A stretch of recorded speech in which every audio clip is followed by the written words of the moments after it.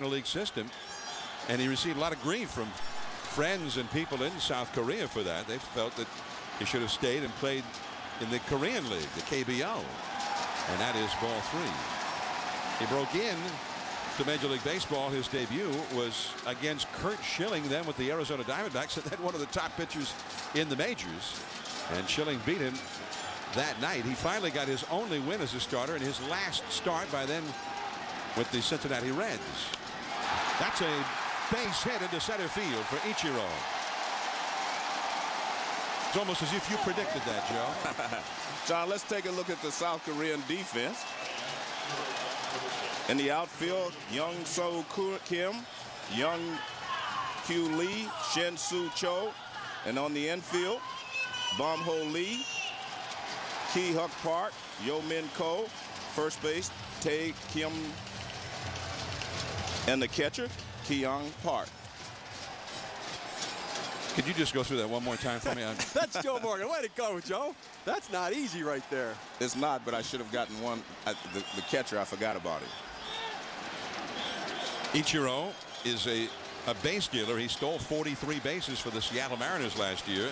What about Bong? What do we know about his move? He hadn't had many base runners to contend with in this tournament. We know that. Very good move. He has the step-off move where he steps back and throws over.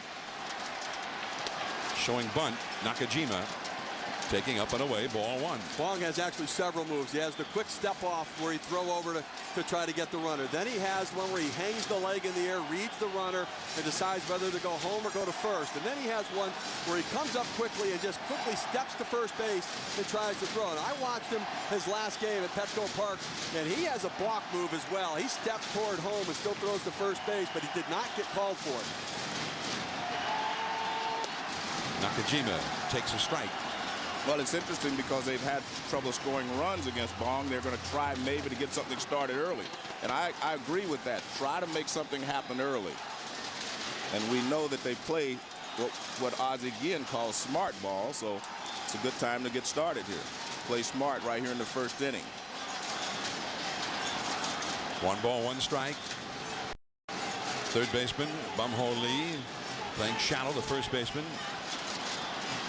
Tae Kyun Kim ready to charge. He shows bunt again, and he takes a ball. It now goes to 2 balls and 1 strike to Nakajima, who hit .331 in the Japanese leagues last year with 21 home runs. He's been just sensational defensively at shortstop in this tournament for Team Japan, as has his opposite number, who's out there right now, Ki Hyuk Park, the South Korean shortstop. They've been fun to watch. Bong. Nakajima lays it down. Bong's only plays to first. The second baseman, Ko, is covering. And so Ichiro has been moved out. And there you see, John, a little difference maybe in the Major League Baseball, because once the count goes to 2-1, instead of giving up that out, you take that fastball and try to do something with it, especially when you have a good hitter at the plate. And maybe start the runner. Start the run, but Nakajima's a good hitter anyway. So I feel like, that is one of the differences. The one thing that he does well is they keep the barrel of the bat above the ball. See, the barrel of the bat is higher than his hands. That allows you to get the ball on the ground. A lot of times you get the barrel level and you punch at it and you pop the ball up. See how the barrel of the bat stays above his hands. That keeps the bat angle at the proper angle. Here is Aoki. And a big curveball from Bong hangs high. Aoki not only hit .347 last year in Japan, he became only the second Japanese player in history to reach 200 hits in a season. Remember, their season is shorter by about 20 games or so than the Major League season here. Ichiro, who's at second base, was the first to do it. Now the curve, and again, too high. So he's curving him here, and he's falling behind him. 2 balls and no strikes. John, I had my eyes open. I mean, I was just flabbergasted by something that one of the guys from Japan told me. They said he has now passed Ichiro as a hitter. He said he's a better hitter than Ichiro, and that's saying a lot. That is really saying quite a bit. Aoki, 27 years old, and that curveball is in there for a strike. With the Yakult Swallows last year, hit .347, 14 homers, 64 runs batted in. Saw the breaking ball from Bong right there in batting practice. The Japanese batting practice pitcher threw breaking ball after breaking ball to the hitters, trying to get them prepared for Bong's breaking pitch. And another breaking ball.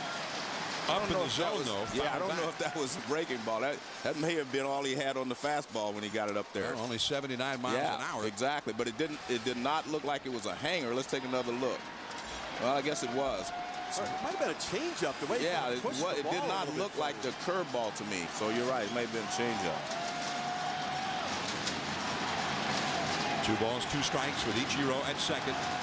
Base hit could knock him in. He has great speed.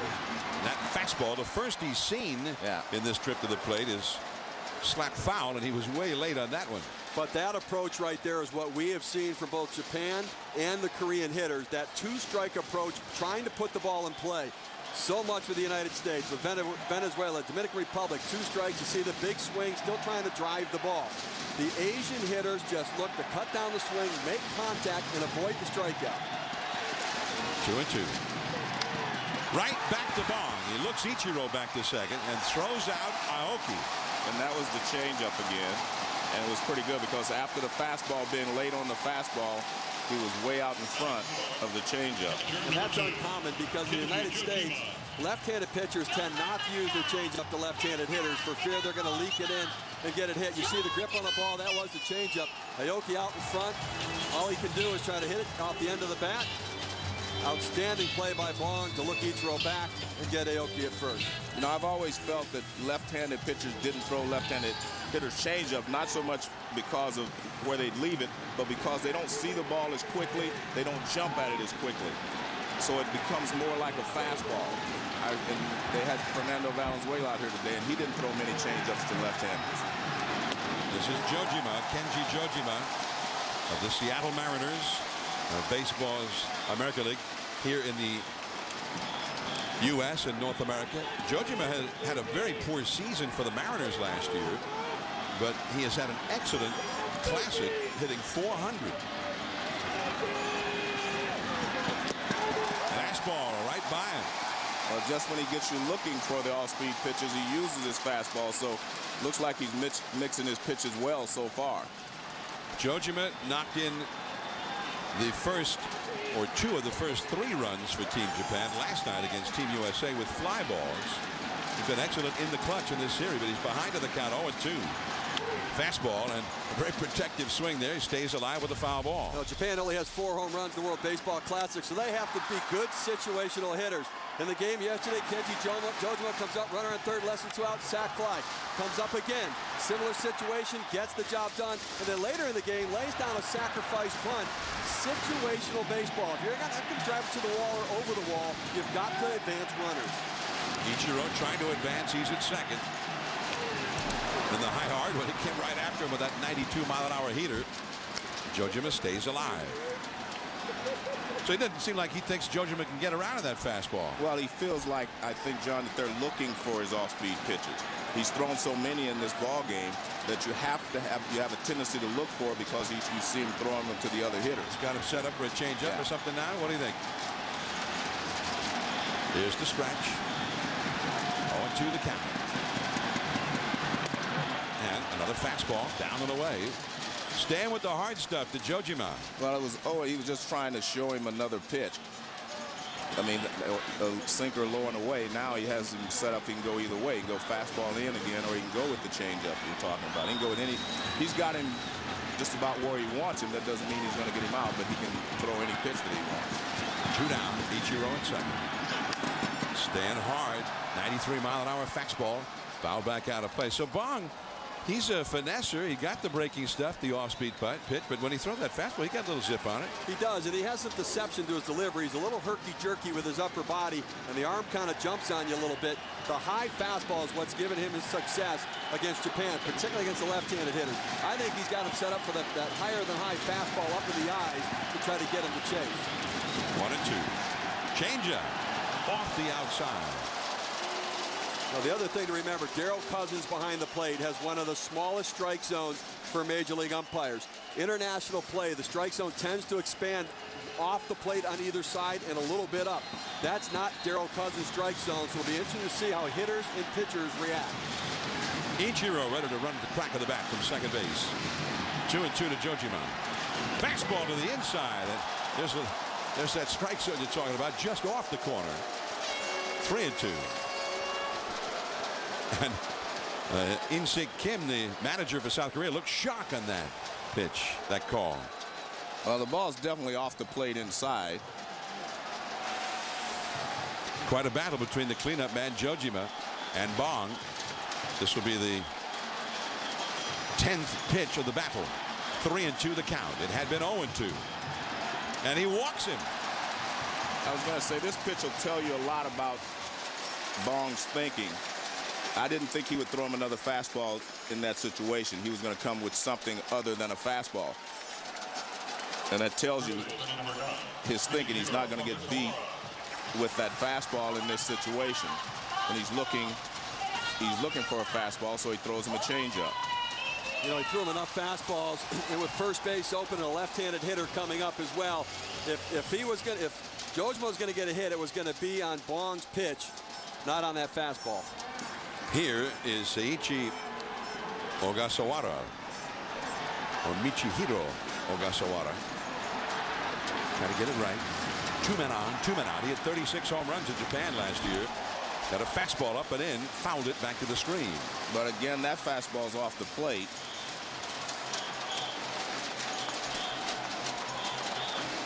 Ogasawara with the Yomiuri Tokyo Giants at 310, 36 homers, 96 batted in a year ago. Ichiro led off the inning with a single. They bunted into second. He's still at second with 2 down. Jojima at first. And the changeup a little bit off the outside. Ball 1. 26 pitches in the inning now, thrown by Bong. So this is already a high stress inning for him. Well, most of the time when you allow the leadoff hitter to get on base, you are going to have to throw some pitches. Had to get into the stretch right away. It has been in the stretch ever since. 2 on, 2 out. Curveball and hangs high. 2-1. You can see why Bong's effective against left-handers. From the stretch, he's all the way over on the first base side of the rubber. And his lead foot is actually almost even further over toward first base. And that big sweep and breaking ball, he starts at the left-hander's head and tries to break it down into the zone. It's Ichiro in the background. He's the runner at second. 2 balls and a strike to count to Ogasawara. And the inning is over. Maybe tipped by the pitcher Bong. Second baseman Ko to park for the force out on Jojima. Now Iwakuma will take them out for Japan. South Korea coming up. The final of the World Baseball Classic for 2009. Japan has been retired, although they threatened. Now South Korea will come up here at Dodger Stadium. Let's take a look at the South Korean batting order presented by 2K Sports, Major League Baseball, 2K9. Young-Kyu Lee leads off in center field. Then Jin-Young Lee, the designated hitter. Hyun-Soo Kim in left field. The cleanup hitter, big and strong, Tae-Kyun Kim. Shin-Soo Chu of the Cleveland Indians. He is in right field. Bum-Ho Lee at third, hitting 6th. Young-Min Ko at second. Kyung-Wan Park, 18-year veteran, the catcher. And Ki-Hyuk Park, the shortstop, batting 9th, all up against Iwakuma, who pitched dazzlingly against Team Cuba the other night in San Diego in an elimination game, and he just dominated the Cubans. Well, 5 quality pitches, a 4-seam fastball, a 2-seam fastball, a slider, curveball, and a split. He can throw at any time in the count. He's known as the Greg Maddux of Japan. Tremendous command and control. Iwakuma will turn 28 next month. The Rakuten Eagles in the Japanese leagues, 21-4 last year with a 1.87 ERA. And a called strike to Young-Kyu Lee. Hit .312 last year in Korea and had 28 steals. Well, they said that Iwakuma also has a forkball, or a splitter, which Maddux didn't throw. Maddux had another mystery pitch, though. And the curveball is too low. 1 ball and 1 strike to Young-Kyu Lee. Lee, 4 hits, 14 at bats in the tournament with a couple of steals. He led off On Saturday night, the semifinal game against Venezuela, and got a walk from Carlos Silva, starting a 5-run inning. And that one just disappeared at the plate. 1 ball and 2 strikes.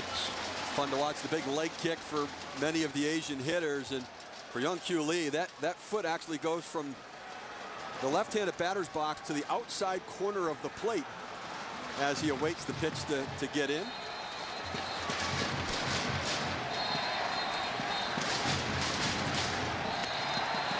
Strike 3 call. 1 away. Well, it looks like these pitchers are going to make good use of their fastball. He has 2 strikes. He comes with a low fastball, and he gets the call. Clearly, that ball is above the knees and is very much in the middle of the plate. Oh. Yeah, Lee didn't think so, but definitely looked like a good pitch. Maybe he forgot that he's not that tall. It's possible. His knees are pretty low to begin with. Here is Jin Young Lee, the second baseman, hit .315 in South Korea last year. 8 homers, 53 batted in. 28 years old. KBO, the KBO experience 10 years. KBO is the South Korean league, an 18 league. Iwamura throws out Lee, so 2 men are gone. All right, take a look at the Japanese defense, and outstanding defensive team. And out left field, Seiichi Uchikawa. In center field, Norachika Aoki. And in right, we all know him, Ichiro Suzuki. Take a look at the infield at third base, Yasuyuki Kateoka. At shortstop, the outstanding defender, Hiroyuki Nakajima. Aki Iwamura from the Tampa Bay Rays at second. Michihiro Ogasawara at first, and Kenji Jojima of the Seattle Mariners behind the plate. You didn't know the outfielder's first name? I think I threw them in there. Oh, I didn't catch those. We passed the test, Joe. That's all I know. Let's move on. Hyun-Soo Kim. Phew, I was sweating before that. Who's that guy in left field again? That would be Seiichi Uchikawa. Ah, very good. Ichiro, you only need to know the one name. Ichiro. There's a breaking ball for a called strike to Kim.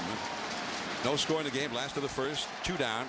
In Japan, it's most common that commentators, fans would refer to a player by his last name. It's simply Nakajima or Aoki or Jojima. But with Ichiro, they only refer to him by his first name, as if he's like Elvis. He's that big. In fact, that was one of the things that was contested when he was coming over. He just wanted to put Ichiro on the back of his jersey, and there was some resistance at first from Major League Baseball. 2-1 the count.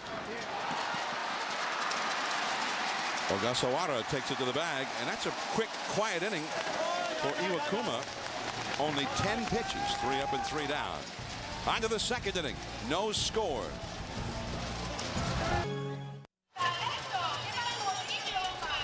From Dodger Stadium, Japan nothing, South Korea nothing as we start the second inning.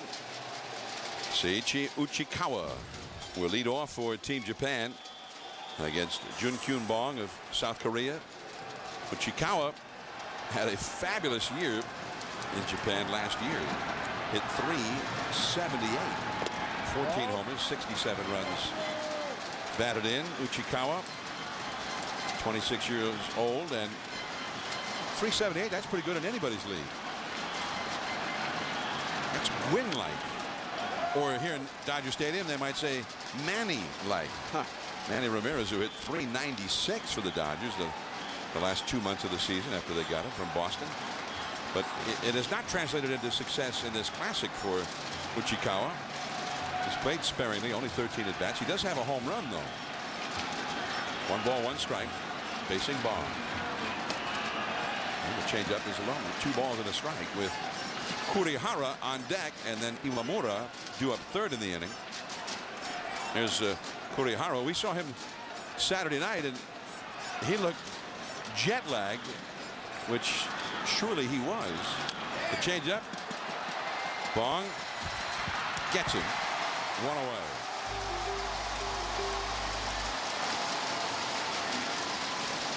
Let's take a look at the road to the championship, brought to you by A&W. For Team Japan, in Tokyo, round 1. Victories over China, South Korea, but then they lost to Junkyung Bong in the seeding game. Then in round 2 down in San Diego, Daisuke with a brilliant performance against Cuba. They lost to South Korea, to Bong again. Then Iwakuma beat Cuba. And now here they were into the final because of their victory over Team USA last night, 9-4. Here is Kurihara, a little bit low. Now, Kenta Kurihara was not on the squad until Murata, the big slugger, went down with a hamstring injury the other night in San Diego. He's from the Hiroshima Carp of the Japanese leagues, and that one is in for a strike. He won a Gold Glove last year, and yet he is the designated hitter in this game. He hit .332 with 23 home runs last year for Hiroshima. No score in the game, second inning. Chases that low fastball, 1 ball and 2 strikes. Talk about the World Baseball Classic with the Hiroshima Carp. They're the only Japanese team that actually has a facility in the Dominican Republic. So they go in and try to sign kids out of the Dominican Republic. Alfonso Soriano and Timo Perez came through that and then made their way over to the United States after that. Change up and away. 2 balls, 2 strikes. Well, Soriano can speak very passable Japanese. He can hold a conversation with any of the members of Team Japan.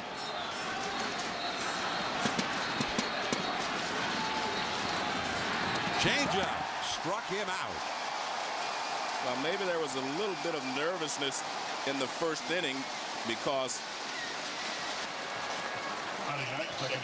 he was having trouble controlling his changeup and getting ahead of hitters. Let's take a look at this. That's a beautiful arm motion. It's not great location, but the arm speed and the arm motion fools the hitter so much you can get away with having that pitch up a little bit. I've always felt that arm speed was far more important than even location with the changeup. Iwamura, the Tampa Bay Rays, in the dirt for ball 1. Now, what I like about what Bong has done is, you're right, he wasn't throwing the changeup for a strike, but he kept throwing it. It's a field pitch. Now he's starting to get the feel. The emotions are settling. Veteran catcher parked behind the plate. 37 years old, getting the young kid locked into the zone. High fastball to check swing. Run around with it. The key is that, I mean, he's going to have his changeup to be effective when he goes through this lineup a couple of times. And every pitching coach will tell you, even though you're not getting the breaking ball over, continue to throw it because it's a change of speed. A high fastball. Started to go again. Another appeal, this time denied by Willie Rodriguez of Puerto Rico, the third base umpire. 2-1 the count. What's interesting is I see a change in the pattern for Bong as well. I haven't seen his last couple starts. He was mostly fastball slider. He's gone much more to the changeup. Third time facing the same lineup. Changeup caught the inside corner. Strike 2. Bong looks like a whole different pitcher in this inning. He survived a difficult first inning, threw 28 pitches in that inning. 2 down, nobody on here in the second. 2-2. Buzzes him with a high, tight fastball. Full count. The umpiring alignment, we've got 3 major league umpires working. Darrell Cousins behind the plate.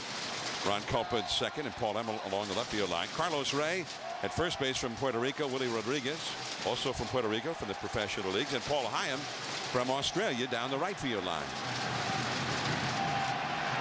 He walked him.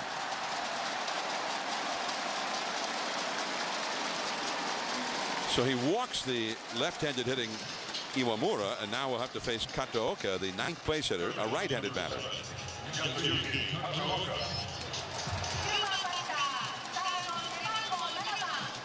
Bong,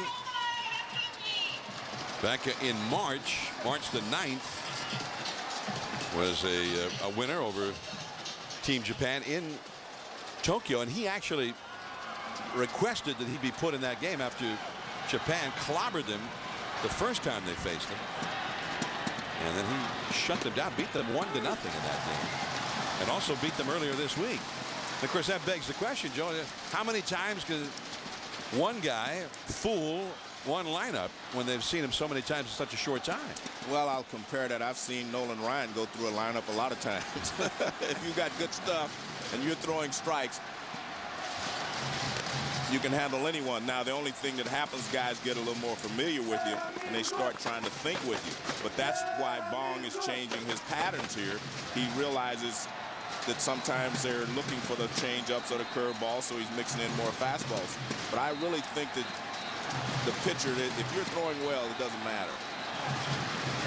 1 ball, 1 strike. Oh, there's that changeup. 1 and 2. That one not only fooled him with the speed, that ball just dipped down suddenly at the end. I still believe that a left-handed pitcher's changeup is far more effective against right-handed hitters than it is a left-handed hitter. John's point is that ball started up in the strike zone, and it just ends up dipping down. I still feel like a left-handed hitter should be able to handle a changeup better than a right-hander can against a left-hand pitcher, because, again, he doesn't see it as quickly, so he doesn't move as quickly, and it doesn't, you know, it should not affect him as much as it does a right-hander. Right-hander sees the ball right away out of his hand. Now he goes to get it, and that's where he gets fooled. Left-handers, again, they don't see it quite as quickly, so it takes a little bit, it helps him a little bit. 1 and 2 the count. And a foul. So you mean since they're a little bit late often against a left-hander anyway, that kind of speeds up their bat, and they're right on that changeup. Exactly. Maybe. If you look over the years, as I said, Fernando Valenzuela, who was honored here before the game, he had a great screwball. He did not throw a lot of screwballs to left-handers. You know, I mean, he threw me a couple, thank goodness. But and did you wallop him out of the park? Out of the park? What is that? I wasn't a home run hitter. I was just trying to find a gap someplace. But they did not throw. Most guys did not throw a lot of changeups. There's a changeup. That's flared into right field for a base hit. Almost got by Shin-Soo Choo, the right fielder. Stopping at second, Iwamura. Bong was on a roll here in the second inning, but now this is also turning into a high-stress inning. He's thrown 21 more pitches here, and now he's got to face Ichiro with 2 men on. Well, walks are going to get you in trouble, and then, you know, again, he's working ahead of the count. He goes to the changeup. I think a little too much right now. You've got the #9 hitter in Kaneoka. To me, you got to buzz him with a fastball. He went soft again. Kaneoka, good 2-strike approach, just punching it into right field. Well, that's always been a problem for young pitchers. They fall in love with one pitch. And, you know, whether it's the changeup, whether it's the slider, or whether it's the fastball, they seem to fall in love with it if they're effective with it. And he got him to miss the pitch before he said, I can come back with it. Here is Ichiro in an RBI situation. He singled leading off the game in the first inning, but they could not get him home. Now he's the one trying to get somebody home. Iwamura at second. Kataoka, who's very fast, at first. In the dirt. That's 50 pitches thrown by Bong in these first 2 innings. So he may not be around very long in this game, whether they score against him or not. And we're going to get a visit to the mound now. Now, Ichiro is kind of the model for Team Japan hitters and how they want to approach hitting. And it's always interesting to me how I watch the Major League pitchers pitch to Ichiro. He's such a good hitter, I don't think any team has the exact right way to pitch him. They go around, they change. I watch one team pitch him in. I watch one team try to pitch him up. I watch another team try to throw him a lot of breaking balls. And obviously he's still able to adjust, but I don't think he has one weakness. So therefore, that's why he's such a good hitter. Yeah, not many holes in that approach. Right. To me, I think the one spot is that up and in, where I think he's most vulnerable. And I think that you know, because he's a guy that doesn't drive the ball, I would go there, because even if he hits it, he tends not to drive it out of the ballpark. So after a visit from the pitching coach, Sung Moon Young, here is Bong back to Ichiro, and Kim handles it. Bong covering, and he gets out of the jam. Ichiro not able to get the run home.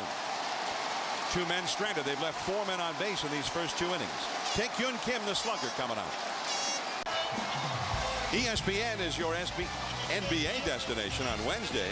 First at 8 Eastern, 2 of big heavyweights in the Eastern Conference battle as Kevin Garnett returns from his injury to help lead the Celtics up against Dwight Howard and the Magic. Then at 10:30 Eastern, 7:30 Pacific, Deron Williams and the Red Hot Jazz up against Shaquille O'Neal and the Suns. The NBA on ESPN and also ESPN360.com. Wednesday coverage begins with the Kia NBA shoot-around at 7:30 Eastern Time. Hitting number 2, the home team half, and here is Tae-Kyun Kim.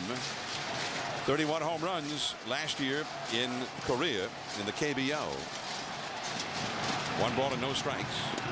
And the curveball from Iwakuma misses. Tae-Kyu Lee in this. John, let's watch Bong, how quickly he gets to over there. Ichiro, one of the fastest runners in the game. Look how quickly he gets to first base, way ahead of Ichiro. He's already had 3 assists, and now he has a putout. So, I mean, this guy feels his position well, and that was very important there because Ichiro can lead a lot of pitchers to first base. 3-0 the count. And a fastball to strike. Tae-Kyun Kim has 3 home runs in the tournament and a tournament record 11 runs batted in, hitting .385. He homered on Saturday night against Team Venezuela. 3-1 the count. Along the right field line, Ichiro on the run, still going, and into foul ground. He takes it. Ended up being a very nice play as he got very close to that sidewall there. Oh, talk about Iwakuma and his assortment of pitches and how he can move the ball around. Location, movement, and speed. And in the first inning, take a look at the 3 outs he got in the first inning. There's a sinking fastball at 92 miles per hour. Then a slider to get a ground out at 81 miles per hour. And then a curveball at 72. 10-mile-per-hour differential from the fastball to the slider, from the slider to the curveball. It's tough to protect those different speeds, especially with the movement on his pitches. 1 out. Here is Shin-Soo Choo of the Cleveland Indians. Hit .309 for Cleveland last year with 14 home runs. In a platoon role, a little over 300 at bats. An excellent year. 1 ball and no strike. No score in the game. Ooh, there's a pretty good changeup, or maybe a splitter. 1 ball, 1 strike. Team South Korea has not yet had a base runner. Meanwhile, Jung-Kyun Bong has thrown 51 pitches in 2 innings and stranded 4 runners. He threw it again. Strike 2. Well, that's in that speed where the slider is. So you've got a pitch that breaks into the left-hander, and then you've got the split that kind of drops off the table. So I'd go up in his eyes with a fastball right here to get him to chase. And back with a split again in the dirt this time. 2 balls, 2 strikes. You hear the Korean fans chanting Tae Namin-gu, which is their version of USA. I don't think there's any doubt who the home team is tonight. Yeah. Even with the fact that they're given the home team, they would be the home team without that. He struck him out. 2 down. Well, it's unusual to me with their approach that they're swinging at so many low pitches because you have to get the ball up. There's the curveball. He gets it ahead with another splitter. I mean, they're just chasing it. None of those pitches are starting in the strike zone, and that's not normally the way the South Korean hitters attack. You can see that ball's going down. It never started in the strike zone. Here's Bum-Ho Lee. And a fastball for a strike. Lee hit .276 last year in Korea with 19 homers, 77 runs batted in. Played for the Hanwha Eagles. His manager with the Eagles is his manager for the World Baseball Classic Club, In-Sik Kim. 1 ball, 1 strike. There's Kim. Innovative. I think that word is associated with him. Creative. We've seen him do things you would not see a manager here in Major League Baseball do. Iwamura throws him out. Bum-Ho Lee retired. That's 6 in a row retired by Iwakuma. On to the 3rd inning. The 2, 3, 4 spots in the Japan order coming up. Los Angeles, the city of the Angels. And we've got the World Baseball Classic tonight. It's the city of Team South Korea and Team Japan in the World Baseball Classic. And one of the people responsible for building this tournament and putting it all together is the commissioner of Major League Baseball, Bud Selig, and we welcome the commissioner to our telecast. And Bud, this is Joe Morgan over here. Thank you. Baseball Thank Hall of you, Famer. John. Steve Phillips. Yes, thank you. It's nice of you to introduce everybody. And Joe, I've wanted to meet you for a long time. This is really a pleasure. Thank you, John. That was really great. Joe played for many years, you know. Did he? I wasn't aware of that. Is that right? I don't believe any pitchers on any teams that you were involved with ever even got him out, not even one time. Well, I think that's probably right. But when he was in Milwaukee, I was playing there. Yes, well, I know. Yeah. Nakajima, the hitter, the second place hitter for Team Japan, facing Bong. And then Aoki and Jojima will follow. I'm John Miller. This is the Commissioner of Baseball, Bud Selig, with Joe Morgan and Steve Phillips. And Mr. Commissioner, a big crowd tonight. I mean, are you pleased with the tournament? Has it fulfilled expectations or not? I am. You know, when I think when we talked about this early on, the objective was to internationalize the sport. We've done so well domestically. We're going to continue to do well and have all our energies. But the objective was to take a game already popular around the world and make it more so. And I'm really proud of where we are. No question about it. Now, some say that Team USA was not ready to play, that because of the time of the year or whatever, it doesn't give them a chance to be as ready as, say, Team Japan or Team South Korea or some of the other countries involved. You know, we did after '06, John. We started spring training 2 weeks earlier. We're starting the season a week later, and you guys will remind me that in October when Yes, we're I bumping will. into Yes, November we will, 1st. So I want to beat you to the punch right now. But we made the adjustments. Maybe we have to make some more. But look, like anything we've ever done, whether it was interleague play or the wild card or revenue track, there are going to always be people who will find something wrong with it. But now, as we see this play from the hole by Park, not in time. Beating it out, Nakajima, a very fast runner. And he is aboard to lead off the third inning. So I'm satisfied that we're making progress, and I will say to you guys what I've said before. This will someday be just absolutely huge. You're the commissioner of Major League Baseball, and Team USA has done poorly in this tournament, although they reached the semifinals this time. Do you feel embarrassed by that? Is that a negative? No, I don't think it's a negative at all. In fact, actually, I've been really proud of the comments. I read Derek Jeter made a comment today that, you know, everything Derek Jeter does is remarkable as far as I'm concerned. But he said, look, I can get hurt in spring training. All this idea that I'm going to get hurt. Kevin Youkilis said yesterday, I guess, about being injured. He said it was a thrill of my lifetime to be there. You could tell that celebration the other night when the USA won, and the emotion of those players and the love and affection they showed each other, I think was remarkable. Let me ask you this. We're here. We have Japan and Korea playing. The fans are really into the game. In Tokyo, we saw how the crowds were. What can be done to get the U.S. fans inspired by the World Baseball Classic? Well, Steve, I think the longer this gets played and the more familiar they get with it, I mean, we've had a good time. By the way, television ratings have been terrific. Hallelujah. That was off the glove of Ko, the second baseman. That looked like a sure out.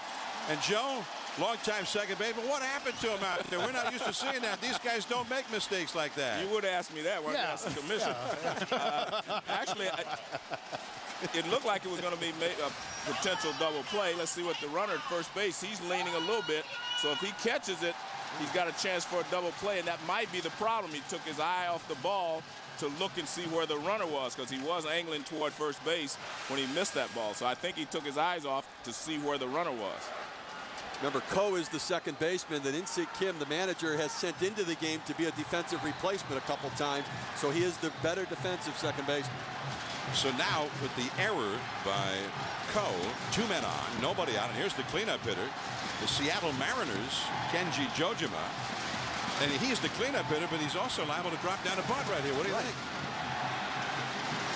I think he's swinging. We got the left-handed hitting Ogasawara on deck. He shows bunt and takes low for ball one. For as much as the left-handed hitters have struggled for Japan. Now you got a right-handed hitter who's hitting 400. I'd let him swing the bat in this situation. Yeah, but we've also seen the Asian strategy to be play in with a 2-run lead. We've seen different things. So they do not play it by the book that we have written here in America. 1 ball and no strikes. The commissioner of baseball, Bud Selig, is here with us. There's the bunt, and it rolls foul on the third base side. That's where you want to put it, Joe, right? If That's where you want to try to put it, no doubt about it. You know, Commissioner, we're talking about the USA, and I have to ask this question because I watched it. We were doing the game last night, and I was really proud of the way that the United States carried itself throughout the tournament. I mean, bouncing back, fighting hard. They showed a lot of heart, a lot of spirit, and a lot of dedication, and they showed that they really cared about this. Yet when we got to the 8th inning yesterday, it was 6-4. It all of a sudden started to look like an all-star game again. We're getting everybody in without, you know, trying to win, and we had a lot of USA fans here chanting USA. Now, I didn't like that. I just have to tell you that, because I didn't feel like at that point we tried to win the game yesterday. And I read some comments that Dave Johnson said that, you know, Longoria had come in, flown all this way, so he wanted to get him at bat. And look, I can sympathize with that, being a player. But I just want to know, what do you think about that? Well, I think that when we get ready for 13, which is the next classic, and this grows in stature, I think we have to find ways to pick up the intensity for the United States team. There's no question about it. I think that we've got to find a way to get our best players and make sure that they're on the team. And the interesting part of it is that everybody that has played on a team loves the experience. Right, exactly. And we need to communicate that. And frankly, if we have to start earlier and get teams ready, no matter what we have to do. That is in time at second base. The third baseman, Bum Ho Lee, over to Ko, the second baseman. He took a chance there. A big chance. But he got him. So we need, Joe, to really pick up the intensity and manage and do everything the way that the other clubs are doing. Well, this is, I mean, you can see the dedication. This is really, really, really good. And that's my point. I do not question the dedication of our guys, because like I say, a lot of guys played hurt.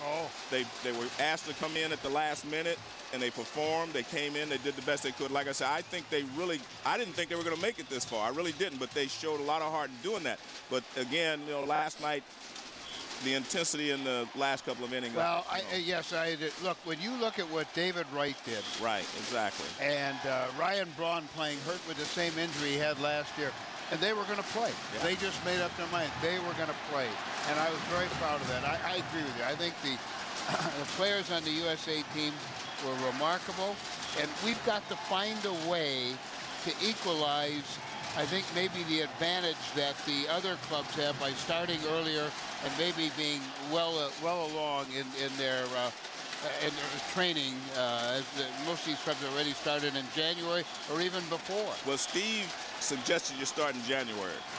And I have to admit, I don't think that you can do that, because I don't know if you can get the commitment from the players to practice from January, February, March, play a season April, May, June, July, August. Right. I don't know if you can ask that of the players. That's my point. I mean, you're asking a lot. I guess the thing I'd say to you about that, I agree with that, Joe, although Steve, your suggestion is a right one. What I think we need to do, pick up the selection process. We need, as the other countries do, to get the very best players that we have. That's through into right field, a base hit for Ogasawara, and he has knocked in the first run of this championship game. Nakajima in to score. Jojima stops at second, 1-0, Team Japan, and that error huge in helping that happen. Well, we talked about putting the ball in play and making things happen. Well, as we see here, Ogasawara does a good job of just pulling this fastball in the hole. He got a fastball, and he pulled it in the hole, and Team Japan takes a 1-0 lead. And Seiichi Uchikawa will come up now. to try and knock in some more. The man who hit 378 last year for the Yokohama Bay Stars in Japan. Two men on, one man out. I said the other day that, and I know how tough it is, and I ran a team, and Steve's been a general manager, so, and certainly you both of you understand it, but this is so big, and the clubs are so anxious for this sport to become international, and so am I, obviously, that we're going to have to get people to understand that while they'll be handled carefully, they'll be handled cautiously, we need everybody's best players, and we shouldn't accept anything less. That's through the hole into right field. A base hit for Uchikawa. Stopping at third is Jojima. Remember, he's a catcher. He got the catcher's legs.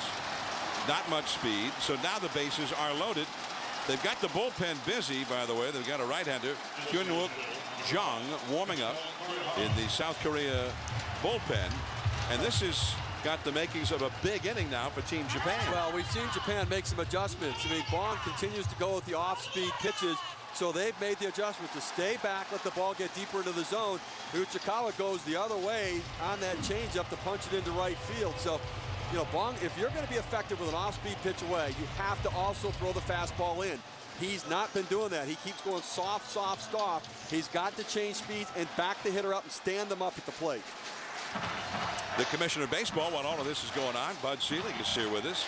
So you're saying there's going to be some kind of a commitment to getting all the best players involved in this tournament the next time around. Yeah, no question about it. And again, we'll discuss with the Players Association how best to get them ready and what's fair, what's right.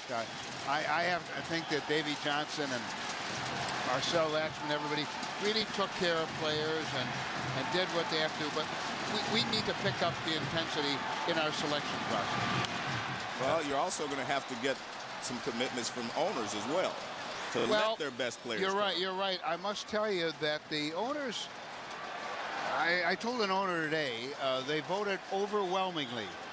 I believe the vote was 25-5, and the 5 had something years ago. And we have an international committee made up of 14 owners, and their intensity matches mine on that. Now I expect it to go down to all the other levels, frankly, and provide the players. Yeah, I think there's some owners. I'm behind this saying we got to have the best guys. Although maybe a couple of my best guys I wouldn't see being there. I'm going to admit this here to all three of you. That's exactly what happened. I'm with you 100%, Commissioner, but I can't spare this player. But I don't mind you taking his guy, though. Oh, no, of course not. That is true. That's exactly what happened. And that's too high. And you can see, Joe's pointed this out in our telecast this weekend. If you're the Yankees, you spend all this money on people like Sabathia, Burnett. Sure. You're deathly afraid that they might get hurt in this. If you're the Giants, you've got a young pitcher, Lincecum, who's as good as there is in the league all of a sudden. He's a young guy, and you'd be afraid of. But I want to point out something, because I've watched this very carefully the last 10, 12 days. There have been more injuries in spring training than there have been here. Yeah. And you're not going to cut out spring training. So I agree with what Derek Jeter said today. It's true. Look, I really think as this grows, and there are a significant number of owners here tonight who are really, really enjoying this. And I've got 3 or 4 years to work on them, and they've all got to understand that they're going to have to make a sacrifice. I bet they'd enjoy it even more if one of those teams were Team USA. Yeah, well, that's right. But of course, I will say this: this is what we all set out to do, and so the answer to your question is yes, they would. However, what it's done internationally has been remarkable. I'm told the television ratings in Korea and Japan are spectacular. And by the way, this game is being shown in China today. What about the format? Are you satisfied with the change to the double elimination? And one of the arguments we hear is try to shorten it up a little bit. There's one at second. Back to first. Double play. Bumho Lee starts the inning-ending double play on a ball not hit that hard by Kurihara.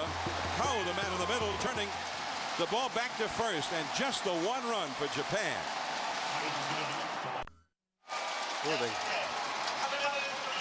More than 50,000 at Dodger Stadium, Los Angeles, here for Japan, South Korea, the World Baseball Classic. And probably 20,000 or more at Jamsil Stadium in Seoul, South Korea. And there's a shot by satellite as they were cheering a few moments ago for the big double play that ended the inning here, which excited the folks cheering for South Korea here, and they erupted at Jamsil Stadium in Seoul, Korea.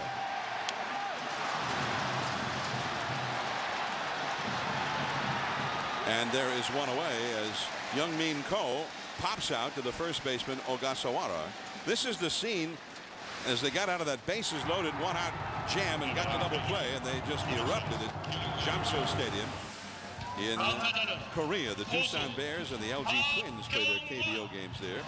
Incidentally, that scene, John, that you're describing is what I was talking about. That's, I mean, baseball internationally now is it's exciting to watch that. That's precisely was our goal here, and that scene makes me very happy. Good.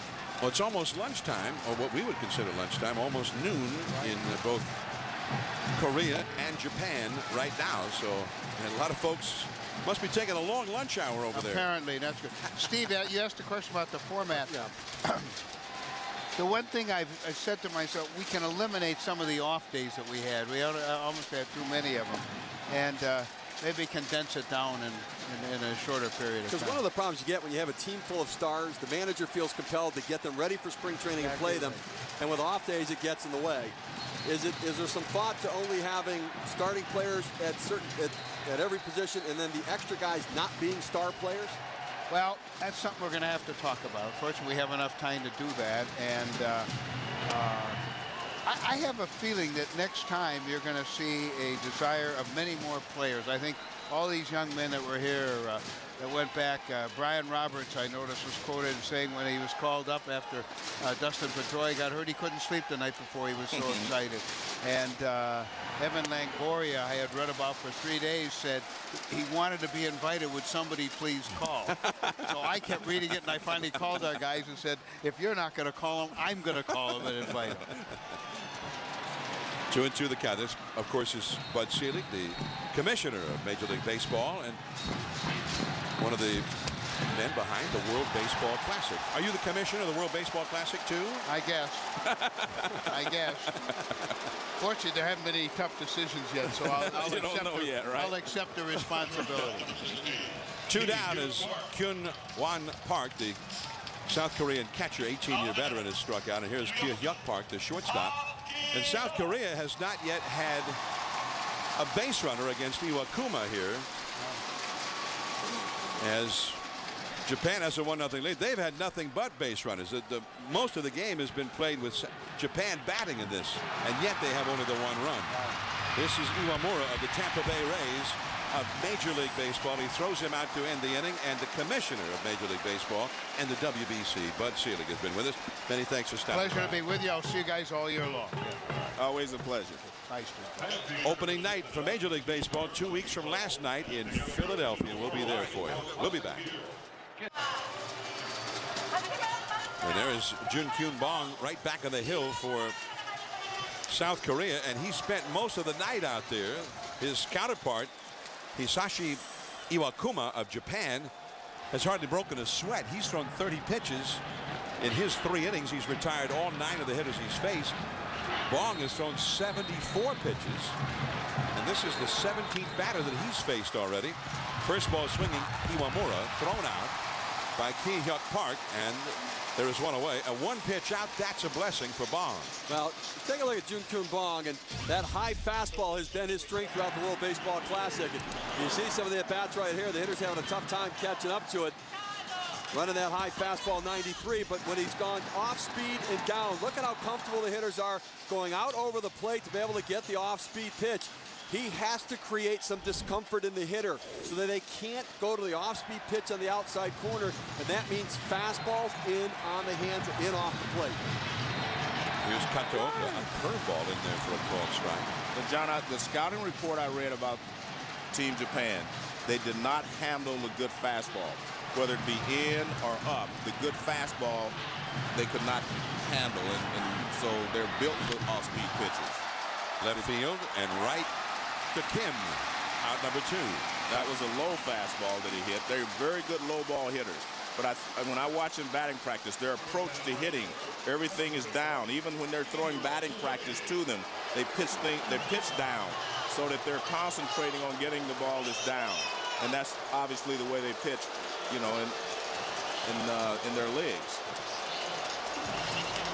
And here is Ichiro, the leadoff man, has singled to center, leading off the game, and then he is grounded out. That ended the second inning with 2 men on. Team Japan has dominated the game so far in terms of base runners and time at the plate, but they have only the 1 run. That's going to be a little bit worrisome for the manager, Hara. When you consider they've had so many chances against Bong, they've had 8 men reach base. They've only been able to get 1 of them home. They had the bases loaded and 1 out, and Kurihara at the plate in the 3rd, and Bong got him to hit into an inning-ending double play. So wasted opportunities for Team Japan, and that South Korean bullpen is going right now. You don't even know that Bong's going to be in the game that much longer. This will be his 80th pitch of the night.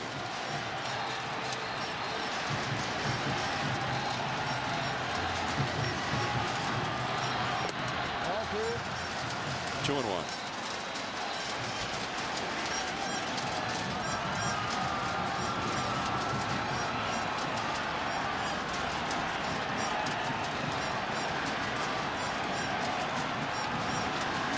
Left-hander and a right-hander now warming up in the South Korea bullpen.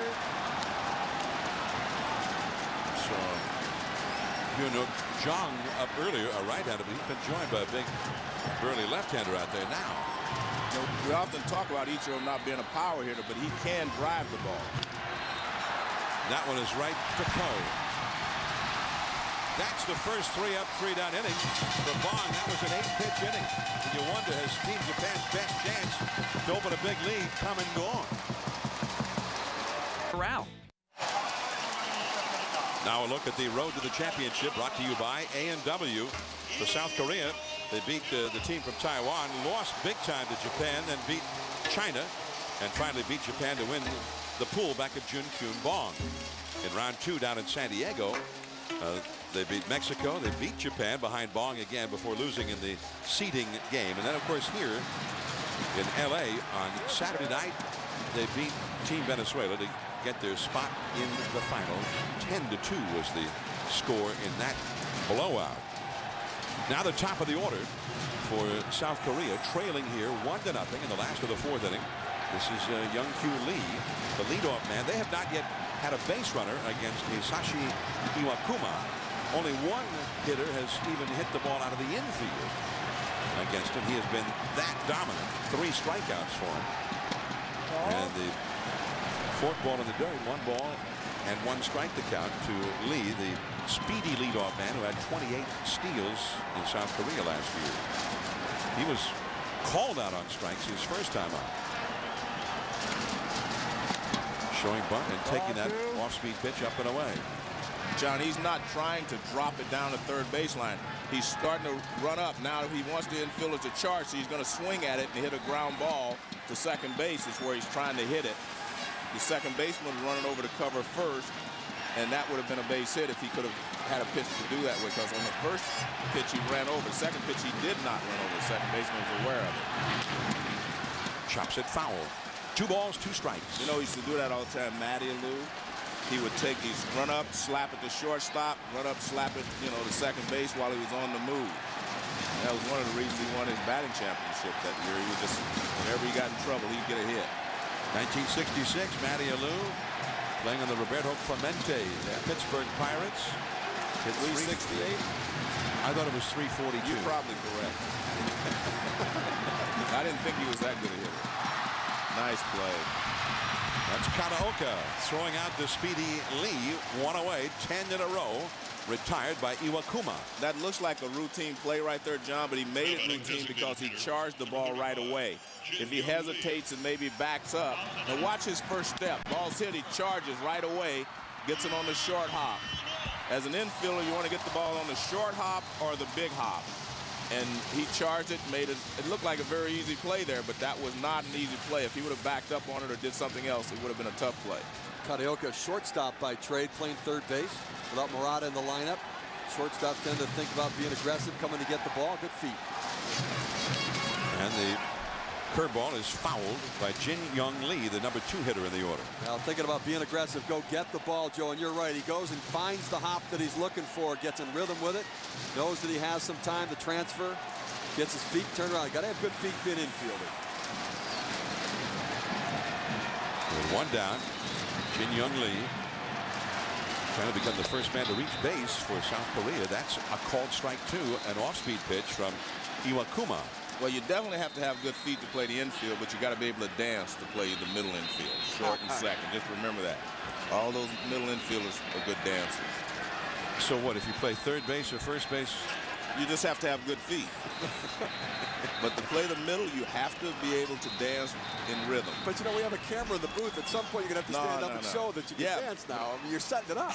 Well, I mean, I got a few moves, but, you know, I don't put them on display very often. So they got not just a shortstop playing third, but they have a dancer. Yeah, well, if you can play middle infield, to be a good one, you got to dance.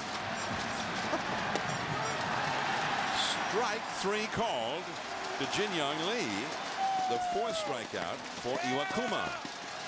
Well, Iwakuma is so effective because he can throw any pitch at any time in the count. You can't follow his pattern. And look at him hit his spot. I mean, that's a 2-seam sinking fastball right on the corner, right into Jojima's glove.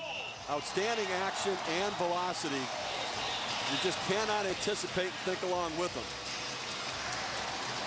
him. Iwakuma doing to South Korea so far tonight what he did to Cuba earlier this week down in San Diego. Just dominate them, shut them down. And this ball 1 to Hyun-Soo Kim, the left fielder for South Korea. Hit .357 this year. He only had 9, rather last season in Korea, and he had only 9 home runs, but he's had bigger home run totals than that in the past. That changeup is through the middle. That's the first hit for South Korea, their first base runner.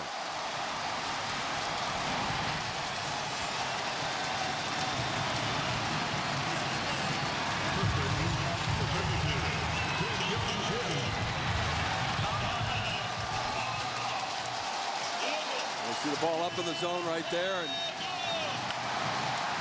pulling it into the outfield. The ball up in the zone. And that's the reaction from Gamw Stadium in Korea. In Seoul, South Korea. More than 20,000 we're told. And we have a camera getting the view via satellite, joining the Korean fans here at Dodger Stadium, and there are many. The largest enclave of Koreans outside of Korea is right here in the LA area. Well, this is really the first big test because he's got to take Kim up, and he can drive the ball out of the ballpark, and he can hit a gap in any direction. And he's also out of the stretch where he hasn't had to work. It'll be interesting to see how he throws out of the stretch now. Yeah, exactly. And the outfield is extremely deep all the way around for Japan. Ooh, nice piece. He got him chasing one there. A ball and a strike. When a guy's pitching a good game against you and you're sitting on the bench, you always say to yourself, let's see how he throws out of the stretch, because he's dominating you from the windup. Let's see him from the stretch and see if he loses a little bit on his fastball or breaking ball, loses a little bit on his location, because the rhythm is not the same. This is the man South Korea wants up there. He's the big slugger. He's been the biggest slugger in this tournament for any country. There's that splitter. Nasty. Strike 2. Well, John, you pointed out the depth of the outfielders. I like that in this situation. With 2 outs, you don't want there to be a double where the runner can score from first base. You want to make them earn 2 hits in order to drive in a run. And as tough as Iwakuma has been to hit tonight, you have to think the odds are against Korea to be able to do it. So keep the ball in front of you in the outfield and just don't let that runner on first score. Runner at first, 2 down. Down and away. Pulled that fastball a little bit. 2 balls, 2 strikes. Shin-Soo Choo, a left-handed hitter, is on deck. He would be next. Here's Choo of the Cleveland Indians. 1-0 to score. The only run of the game was an unearned run. A rare defensive miscue by South Korea. An error by the second baseman Lee led to the unearned run of the 3rd for Japan. Japan has been flawless a field in this game back of Iwakuma, who's made it easy, I think, for them. Not much pressure has been put on the Japan defense because of the great stuff shown so far by Iwakuma.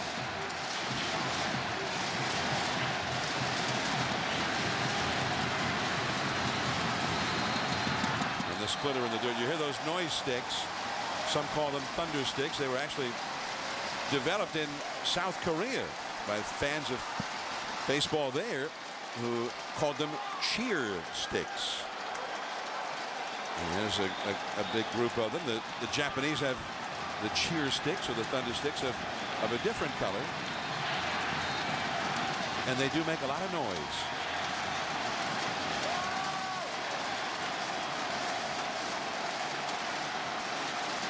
Three and two the count with 2 down. Kim, the runner at first. There he goes. Deep into left center field. And there on the warning track, the man who was playing deep to begin with, Uchikawa, the left fielder, and he caught up to it. Wow. Well, the ball got in on him just enough to keep it in the ballpark, John. 1-0 Japan, on to the 5th.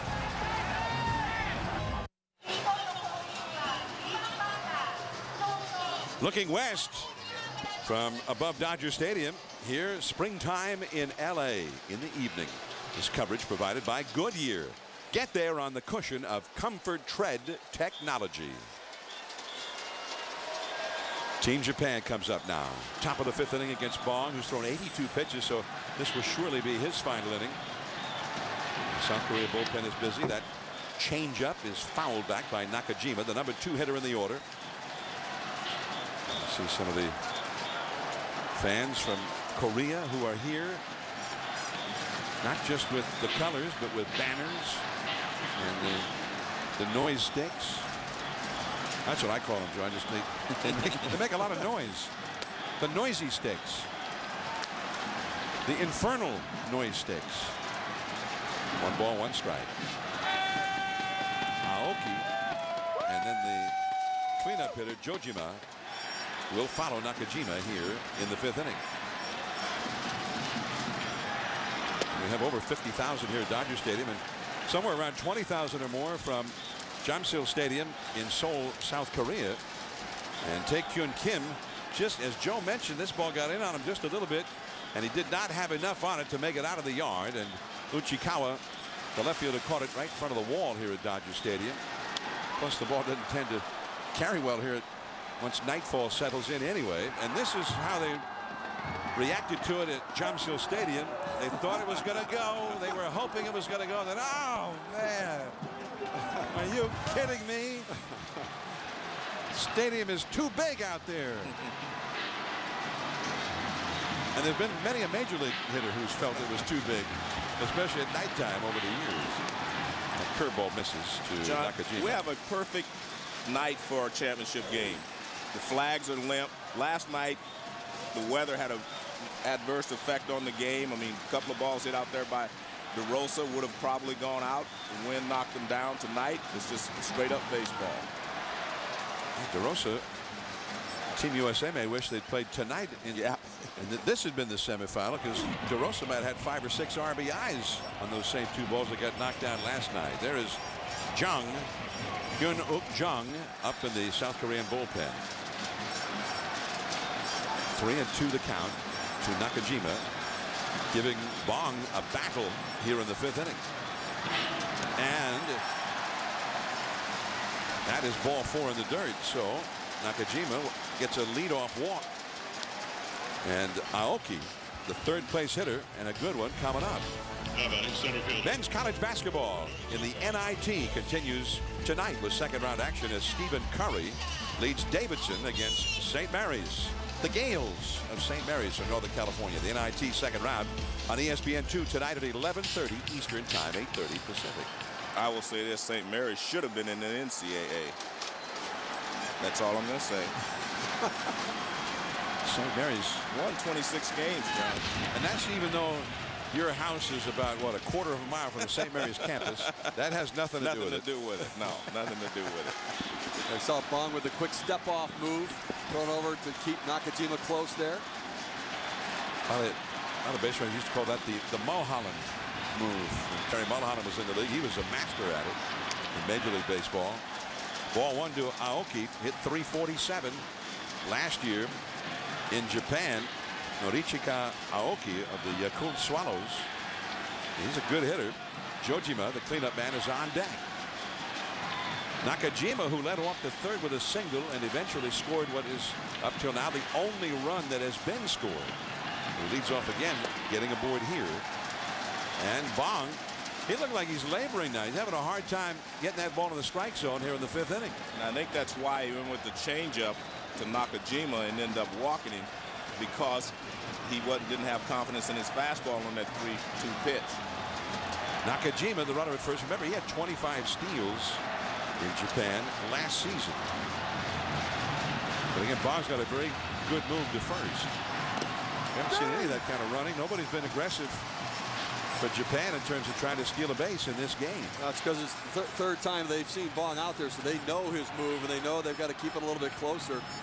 But a 2-1 count here. Possibility of runner moving. Aoki, a very good contact hitter at the plate. 2-1 the count to Aoki. He's not running. And that is a changeup low. 3-1. Well, if you're going to run, now's the time, because if you're Team Korea, South Korea, you have to try to throw a strike here. You do not want to walk another hitter, because, hey, they will bunt. They've proven that they will put more pressure on you by bunting with their fourth place hitter. They bunted with Jojima before, and they'll do it again. Jojima, the right-handed hitter on deck. They got a right-hander up in the bullpen. It's maybe the final pitches here for Bong. And back to the back, Nakajima. Now it's 3-1. As aggressive as we've seen Japan, just seemed like he's going to be going here. Well, it looked like he was going on that pitch, Johnny. I mean, he was starting to lean towards second base. And I think Bong saw that and went over to first base. He thinks he's going anyway. So 3-1 the count to Aoki, who has grounded out and been safe on the error by the second baseman. There he goes. Base hit to right field. And Nakajima will keep on going. Strong arm from right field from Chu, but too late. And that was handled perfectly by Team Japan. 3-1 count. He can't afford to walk another guy. He's going to get a fastball. And they send the runner, and he puts the ball in play. I mean, a high fastball, and he just rips it in the hole. And we talked about it earlier. They said Aoki is as good a hitter as Suzuki was, Ichiro, at this point. In fact, they said he's better, and he is an excellent hitter. And Nakajima, outstanding base running. He waited to make sure the pitcher went to the plate, because you don't want to get picked off. And then when he ran, he peeked in to see the throw and ended up going all the way to third base. In-Sik Kim is going to make a change here with runners at first and third. He's got Hyun-Uk Jung in the bullpen. That's not Kim. That's the pitching coach, Sung Moon Young. Kim went out to the plate umpire to give him the switch that he's making. The cleanup hitter, Jojima, coming in. Jung in to face him. Okay. 1-0. Team Japan leading here, top of the fifth, but they are threatening to open it up still further with runners at first and third and nobody out. And Kenji Jojima coming up. Well, Jojima went over and was talking to one of the coaches. Remember, he didn't play. He's been playing in Major League Baseball, so he's not familiar with all these pitchers. So what he's doing is getting a scouting report on Jong before he goes to the plate.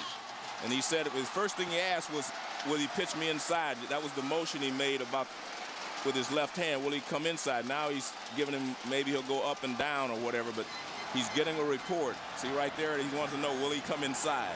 And that's the first thing that a hitter wants to know. Will they pitch me inside? Because if they don't pitch me inside, I can do all I want out over the plate. So, and that's what Steve has been talking about. You have to set the hitters up inside.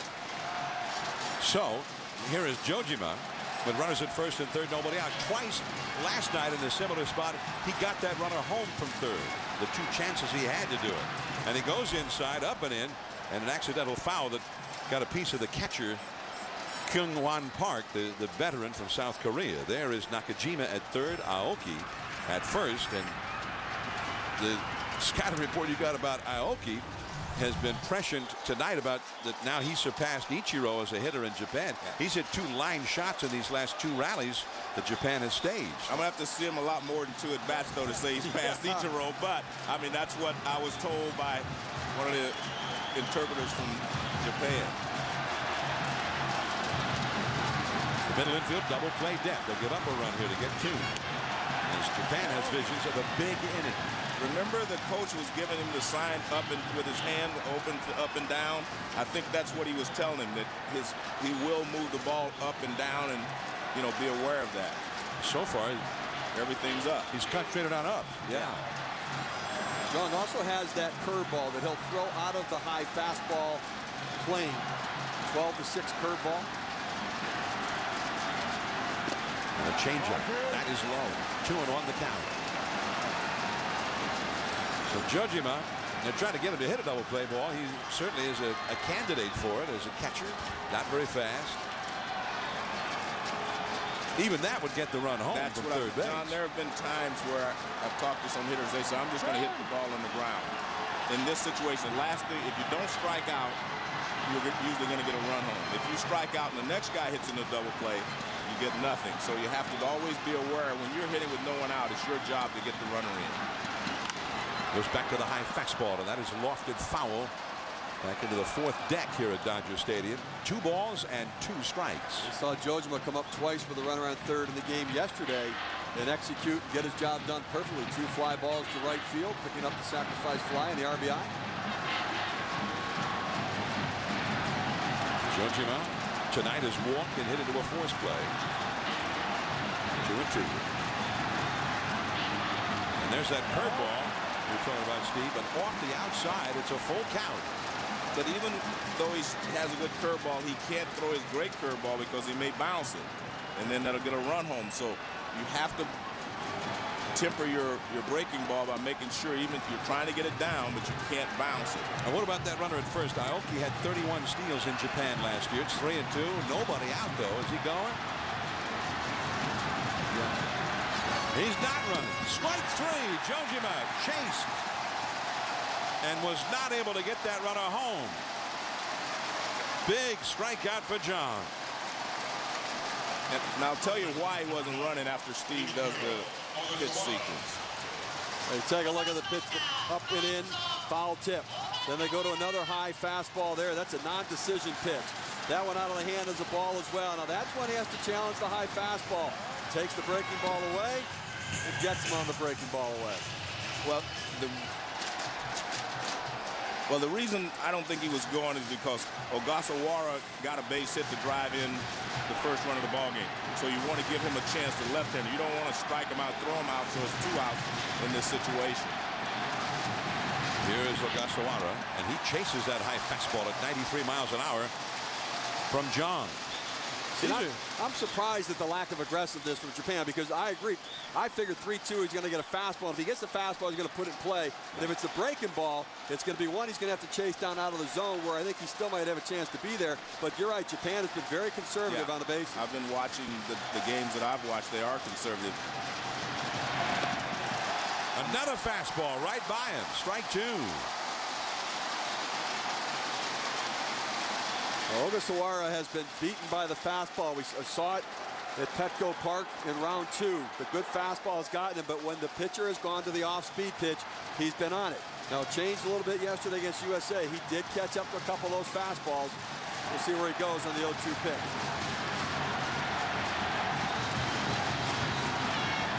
There goes the runner from first. Struck it out. The throw. Off the bag. Out.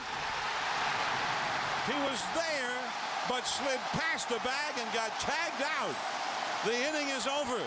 Japan lets another great opportunity go by without a run. Well, what he had feared might happen with nobody out did happen with 1 out. Well, that's the reason that some people don't believe you should steal bases in certain situations. You have to have the right guy making the right decision. Last of the 5th, and they're cheering in Korea. Of gray. Still 1-0. Japan now 10 base runners in 5 innings, but only the 1 run. They had the bases loaded, 1 out of the 3rd, could not do any further damage. They had 1st and 3rd and nobody out here in the 5th, and their cleanup hitter up, and they did not score at all. But meanwhile, Iwakuma has made the 1 run look huge. He's only allowed 1 hit and 1 base runner to South Korea. The 5th place hitter, Shin-Soo Choo of the Cleveland Indians, leads off here for Korea. And the changeup is low. Both bullpens are busy. Although Iwakuma has not needed a whole lot of help from what we've seen so far from him. He's only thrown 49 pitches. There you see, that's Sugiyuchi on the right. And he has been superb in this tournament. That ball is driven deep into center. Aoki back. That ball is gone. A home run. It's tied up. In Seoul, South Korea, the live shot from Jamsil Stadium. And John, you just can't continue to let his team stick around when you have as many opportunities as Team Japan has had and not take advantage of it. But here's another example of what we're talking about. The low pitches are what the Asian hitters seem to hammer the best. This is a low breaking ball, and he just golfs it. Low breaking ball, and he golfs it in the left center field. Look at that, down, beautiful swing. Kind of a slight uppercut because the ball's down, but most left-handed hitters are better low ball hitters anyway, and I think it's even more pronounced when I watch these Asian hitters swing. This is Shin-Soo Choo, part of the Cleveland Indians organization. Did not have the pronounced leg kick on that swing. We saw him drive one out to center field in the game yesterday as well. Tremendous power and strength. It could be a big, big part of the Cleveland Indians offense as he came on big in the second half last year. Gamw, 1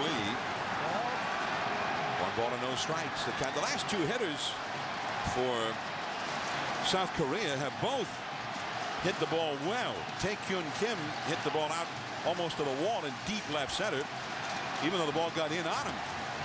To end the 4th inning, the first batter here in the 5th, Shin-Soo Choo, launches one out of the yard. And that's not a cheap home run in this ballpark, not at night. Definitely not. Many a big leaguer has clobbered one here after the sun has set at Dodger Stadium in the middle of the summer, only to look out and say, are you kidding me? That ball didn't leave the yard. And a called strike to Gamw. Remember the importance for Shin-Soo Choo. He has 2 years before he has to do his military service in Korea. It hasn't been promised, but there's thought that if they could win the World Baseball Classic, he might get an exemption and not have to serve his 2 years of military service. In the dirt now to Gamw. Pedro Gomez is here with us tonight as well. Pedro? Well, it is true what you're saying. The problem is that there has been no guarantee made. If Korea should win this, there is no exemption like there is for the Olympics.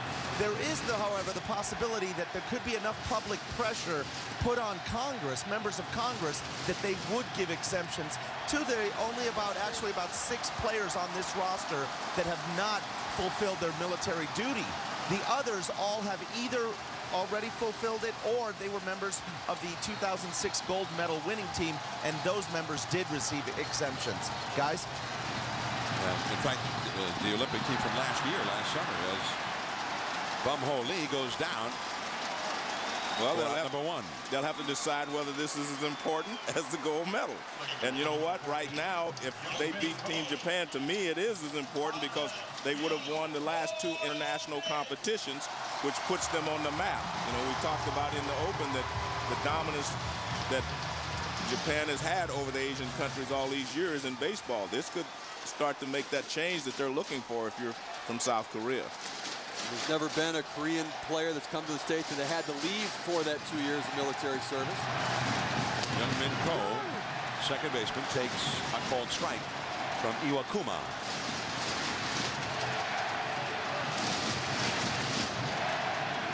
1-1, 5th inning. The Cleveland Indians, Shin-Soo Choo, homering for South Korea with a 2nd straight game.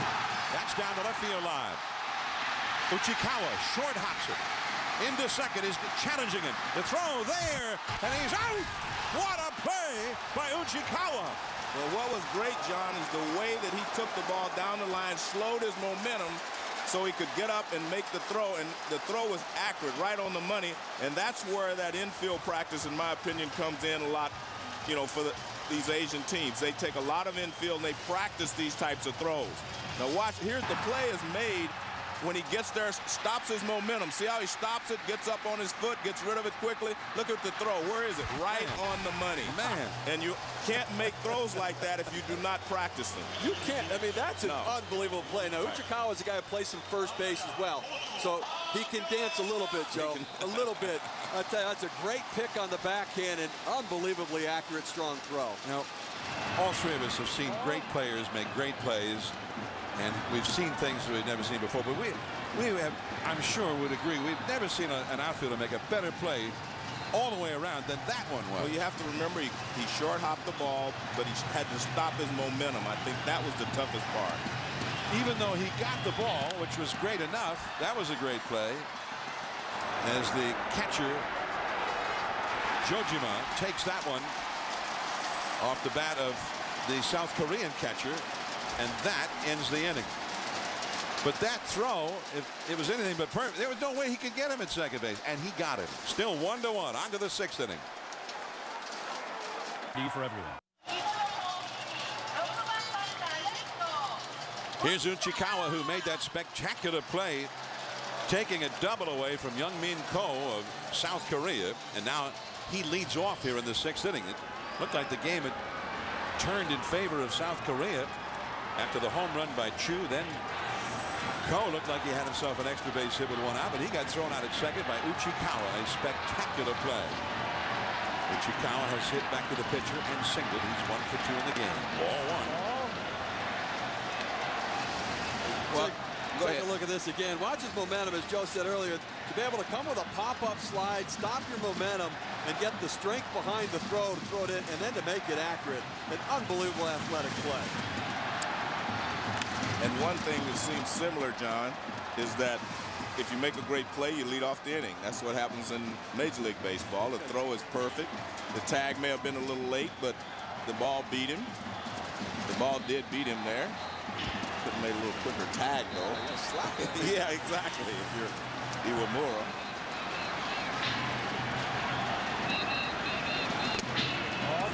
At Jamsil Stadium in Seoul, South Korea, where they're watching this game live via satellite. We have a camera there. We've checked in on it. I'm sure most of them looked at that replay and said, oh, no. He was in there. Are you kidding? Ron Culper, Major League Baseball, was there to make the call. 2-2 the count.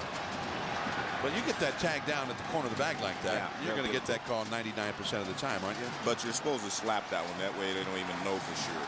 And the ball beat him, so if you just swipe that tag, you're going to get the call. So maybe they don't get that call in Japan and South Korea. 2-2 the count to Uchikawa. In the hole. Here's Park.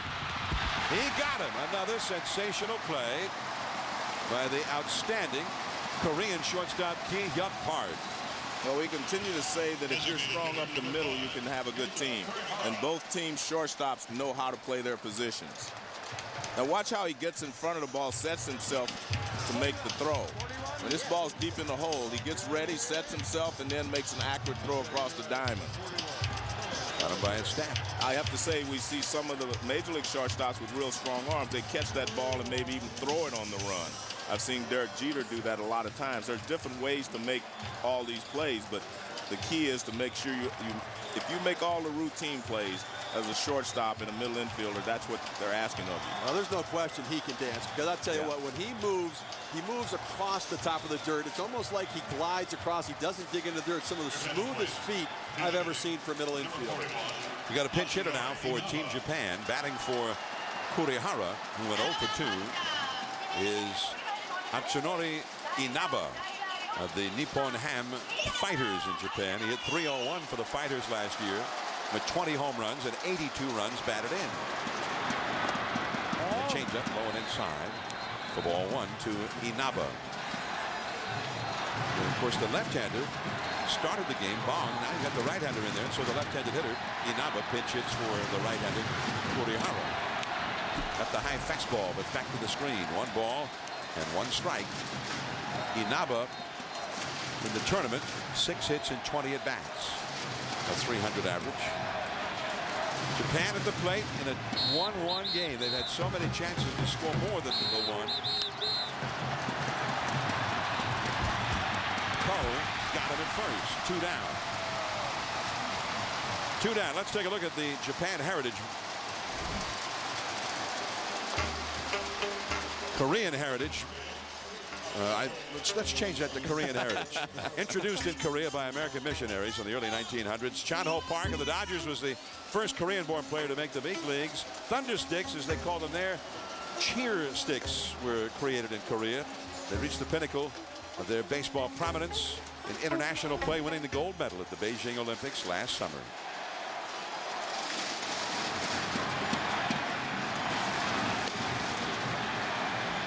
Iwamura, the 8th place hitter for Team Japan, has walked and grounded out to short. The Tampa Bay Rays helped his club get to the World Series in Major League Baseball last October. Only to see his club lose that to the Philadelphia Phillies. And the Phillies, the World Series champions of Major League Baseball, we'll see them on their opening night 2 weeks from last night on Sunday night, April the 5th, as we start our 20th year of Major League Baseball coverage right here on ESPN. Joe, Steve, and I will be there, and we hope you'll make your plans to be with us from Citizens Bank Park. Looks like Cole Hamels is not going to be able to pitch, though. He got a little elbow problem, and they're going to move him back. Probably won't start until the 4th game of the season. So already, it hadn't even happened yet. We're disappointed. That's strike 3, Iwamura. And this has been a very strong performance by John. 1-1, last of the 6th.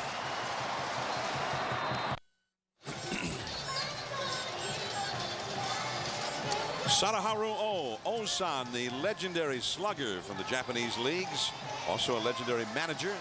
Let's take a look at Japan heritage now, brought to you by Valspar. Baseball interest in Japan was really sparked back in 1934 when the Babe himself led a barnstorming tour into Japan. He had 14 home runs in that tour. Sadaharu then became the greatest of all Japanese sluggers, 868 home runs.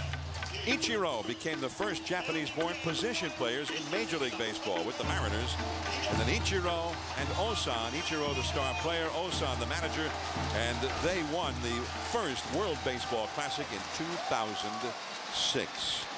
And they're trying to win another one here. Ichiro in the lineup as he was then, again tonight. But here is South Korea in a 1-1 game. Ki Hyuk Park, who is just such an important player for South Korea. He never seems to make a mistake. And beyond that, he also seems to make great plays almost routinely. He's been involved in a couple of key plays tonight. Strike 1, or strike 2 now, they count to Ki Hyuk Park. He grounded out to second his first time. He'll be followed by the leadoff man, Young-kyu Lee. 1-1 the score. And the ball outside from Iwakuma. 1 ball and 2 strikes to count.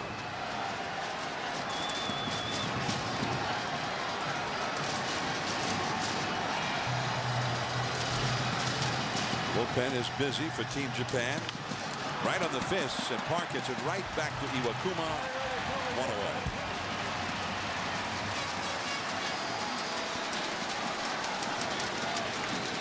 Center fielder number 15, Young-kyu Lee.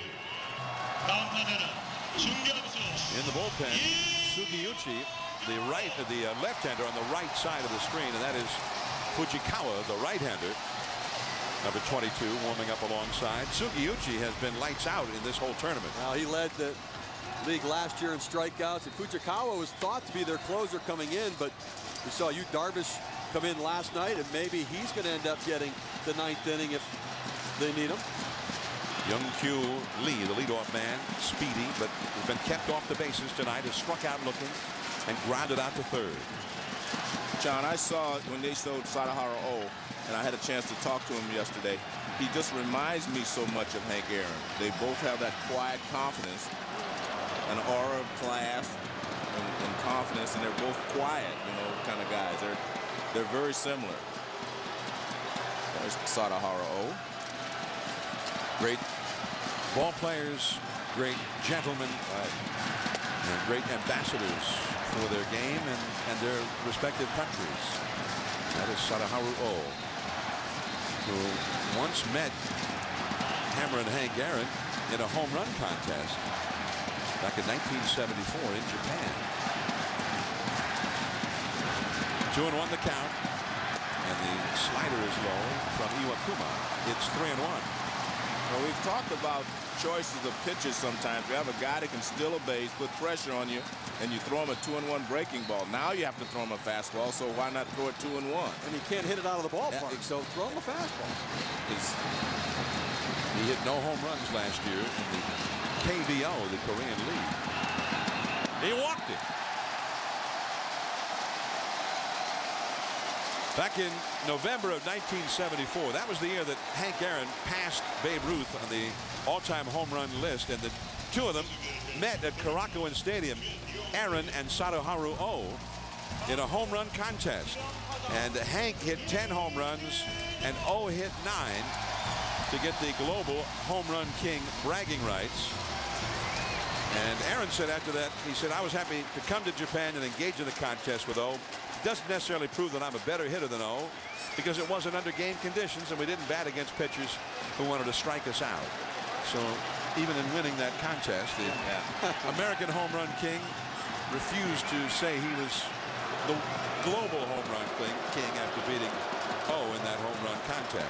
Apologize for winning, right? Yeah, John, we continue to say KBO, but it's like MLB, the Korean Baseball Organization is what that means. It's like MLB, the Major League Baseball Association.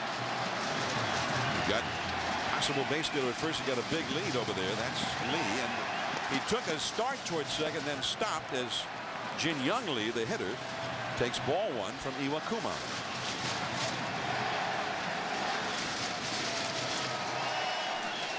That home run contest, O and Aaron, I remember watching that on TV.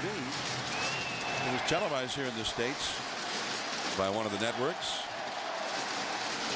Well, John, Iwakuma is changing his delivery. He threw very quickly last time, and he gets the ball to the plate pretty quickly. So he's going to give Jajima a chance.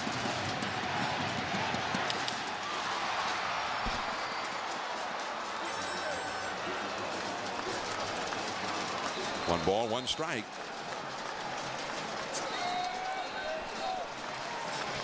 I think Tatsunori Hara's got to be very happy with the effort he's gotten from Iwakuma so far in this game. Efficient with his pitches, and he knows the edge goes to Japan's bullpen. They've got a lot of different looks and a lot of power arms out there and more depth. As it becomes a battle of the bullpen, Japan gets the edge.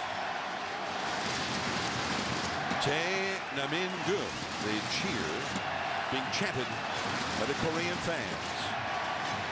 And back to the bag at first is Lee. Joey, talk about the time, the release to get the ball to the plate. Iwakuma was 1.1 to the plate, which is extremely fast. You typically want a pitcher to be 1.3 or less. Giving the catcher, if your catcher's 2 seconds on the release, catch and throw to second base. 3.3 is the total amount of time, 3.3 seconds. Typically, you can get a runner if you do that. Again, he took a false start from first, did Lee.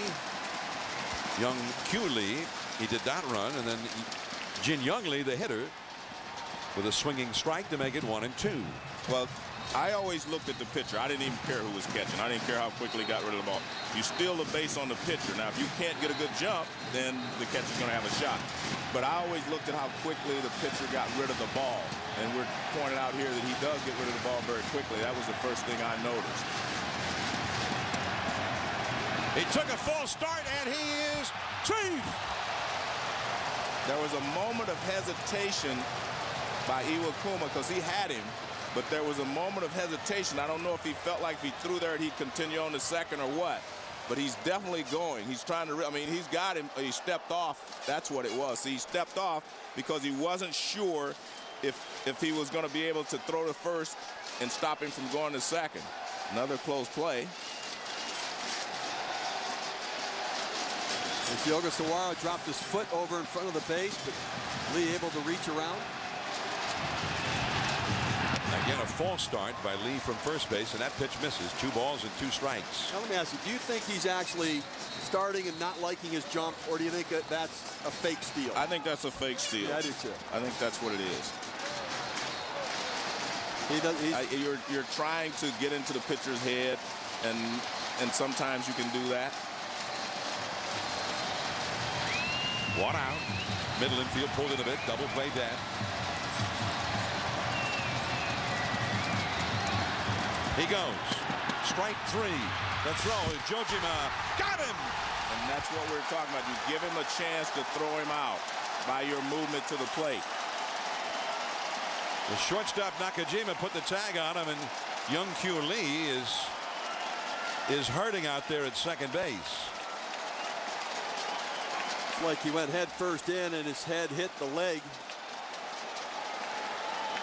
right on the knee of Nakajima, and that's the risk you run. Broke his helmet right there. Look at it snap the brim of the helmet. The force going in head first like that, sliding late.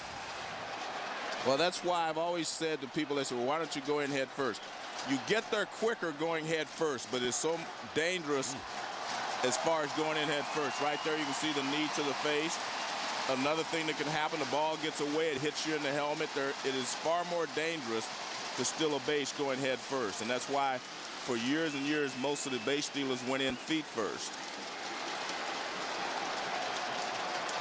Well, he is on his feet now, and hopefully he's going to be able to continue. We're moving into the 7th inning.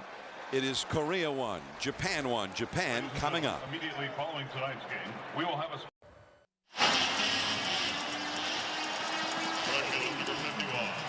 Yasuyuki Kataoka has just hit the first pitch of the inning into left field for a base hit. As we apologize for not being back, but we stayed a little bit longer to see if Young-Kyu Lee was going to be able to continue in this game, and we are happy to report that he is out there, although from here he looks a little bit groggy yet. John, this is the time where guys like Ichiro have a chance to shine. I mean, this is what makes them the stars that they are. Clutch situation late in the ball game, tie score. What do? Got a base stealer at first base, and Ichiro, a left-handed hitter, has got that open hole on the right side with a base stealer over there. The first baseman on the bag with the runner. Ichiro has 1 hit in 3 at-bats tonight, but he was the guy who made it happen in the Baseball Classic 3 years ago. And make no mistake, he can drive the ball. They're playing him pretty shallow, but he can drive the ball. There goes the runner. Ichiro bluffs the bunt. The throw. He's got it. A steal for Kataoka, who stole 50 bases in Japan last year. And John, what was great about that is when you square around the bunt, as Ichiro did, that keeps the catcher from jumping out in front. You square around and you pull the bat back, that keeps the catcher behind the plate. And watch what he does. He squares around and then he pulls it back. The catcher can't come running out because he can interfere. And he's not safe by very much. That could have been the difference between him being out and safe. Now Ichiro got to move him up with nobody out. Drops the bunt. He's got great speed. What a bunt that is. No play anywhere for the third baseman Lee. And that is baseball at its best, manufacturing a run. And that's what you want from a guy like Ichiro. He'll take a pitch to give the guy a chance to steal. Then he drops the ball perfectly down the third baseline. No chance to make a play on it. Now watch this. I mean, this is just perfection. Right out on the end of the bat, deadens it, drops it down on the grass. It can't roll foul. There's no spin on it, so it stays right there. No chance to make a play. You have runners at first and third with no one out now. And he's got his own rooting section over there in the dugout. Now they've got all kinds of possibilities here. You've got the speedy Kataoka, who stole 50 bases for the Lions in Japan last year. You got Ichiro at first, who stole 43 bases for the Mariners in Major League Baseball. And Nakajima, who's been a big hitter for Japan tonight. He has had a single and a walk, and has scored Japan's only run. And John fairly slow to the plate as well. Noichiro's not stolen the base in the World Baseball Classic just yet.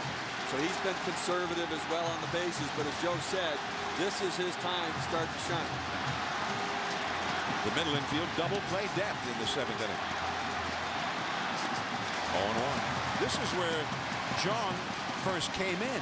He entered the game with runners at first and third and nobody out in the 5th inning. Facing the cleanup hitter Jojima, he struck out Jojima and then struck out Ogasawara, the next hitter, and that ended up being a double play as the runner at second got thrown out, running with the pitch. Got out of that jam. Now he's having to get out of his own jam. At least he's going to give it a shot. Base hit to left field. Nakajima comes through in the clutch. Kataoka scores in what had been so hard for Japan to do all night long. Nakajima does for them. He knocks in the big run. They've had so many chances without getting that big hit, but Nakajima comes through. 2-1 Japan. Good piece of hitting. He got a fastball up in the zone. He stayed on it. Aggressive with a man at third base, turning it up a notch. He gets a fastball, just tails into his wheelhouse right there. You see him playing in at third base, right over Bumhose Lee's head. Into left field, and celebration. Now Aoki, the man that some think has surpassed Ichiro as a hitter. Right. And in fact, he's hit 2 line drives tonight that have fueled Japan rallies or possible rallies. One of them, a liner that hit off the glove of the second baseman Ko in the 3rd inning and set up a run. It was an error charged to Ko, and then a line drive single to right in the 5th inning. This is where managers make their decisions. And you can see there he wasn't bunting. You might think he might bunt in this situation, but you got Jojima on deck, a right-handed hitter, and we've talked about how good a hitter Aoki is. So you try to break the game open here, or do you try to just add on? I think you try to break it open. 2-1 Japan, nobody out. That ball is hit deep. Right field. Back is Chu. That ball is caught by Chu. Man. Ichiro tags up and goes to third. That's a nice play because they were playing shallow. I thought the ball was over his head. But you mentioned earlier, the ball just doesn't travel very well here at Dodger Stadium at night. But I thought that ball was definitely over his head when he first hit it. Well, Aoki got a ball up in the zone and just drove it. Zeroing in on a fastball that he can drive. You see Chu go to the wall. Outstanding play. You cannot play with fear of the outfield wall out there. That's why the Cleveland Indians have to be so excited about this guy. We saw him hit one out of the ballpark, go back to the wall, make an outstanding play, and get it back into the infield. So now that's 3 rockets in a row we've seen Aoki hit. Are you starting to be a believer yet? Well, I'm starting to be a believer. You're right. And I was a believer because he did not make him bunt. That tells me that the manager has that same kind of confidence in him. So Hara, the manager, basically saying, bunt, are you kidding? Not with this guy. He's my best hitter. Jojima, runners at first and third, 1 out. The infield double play dead. Darryl Cousins squeezed him on that one. He threw the good sinker that he wanted, too. That was the sinker that he wanted to get the ground ball on.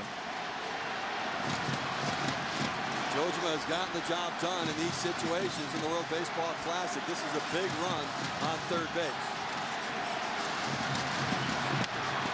Third base is going for the double play. There's one. Back to first. He got it! Double play! What a turn at second base.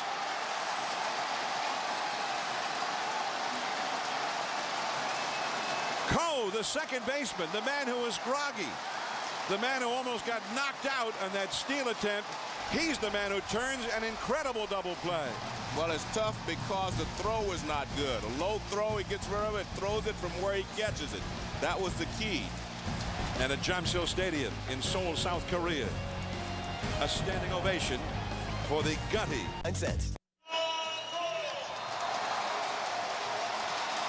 South Korea trailing 2-1. It could have been a much bigger deficit, though, but they've been turning double plays at opportune times as we go to the last half of the 7th inning.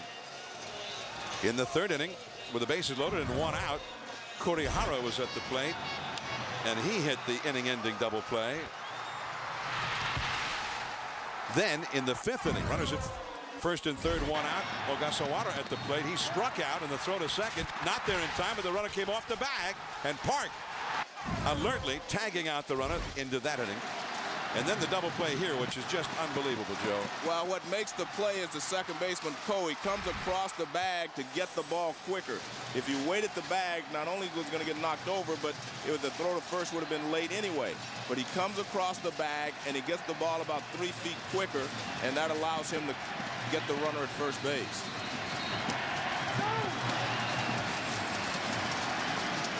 One ball and one strike to Hyun-Soo Kim. He's the third place hitter for South Korea, facing Iwakuma of Japan here. Tae-Kyun Kim is on deck. Iwakuma working into the 7th inning, and that is only his 77th pitch thrown tonight. Now you say only, John, but in a game like this, one pitch is not like a normal pitch. You're under pressure, and as I said before, I think Team Japan is under a lot of pressure to reassert themselves as the dominant factor in Asian baseball, so I think there's a little more pressure with every pitch than it would be under normal circumstances. Left field, Uchikawa out number 1.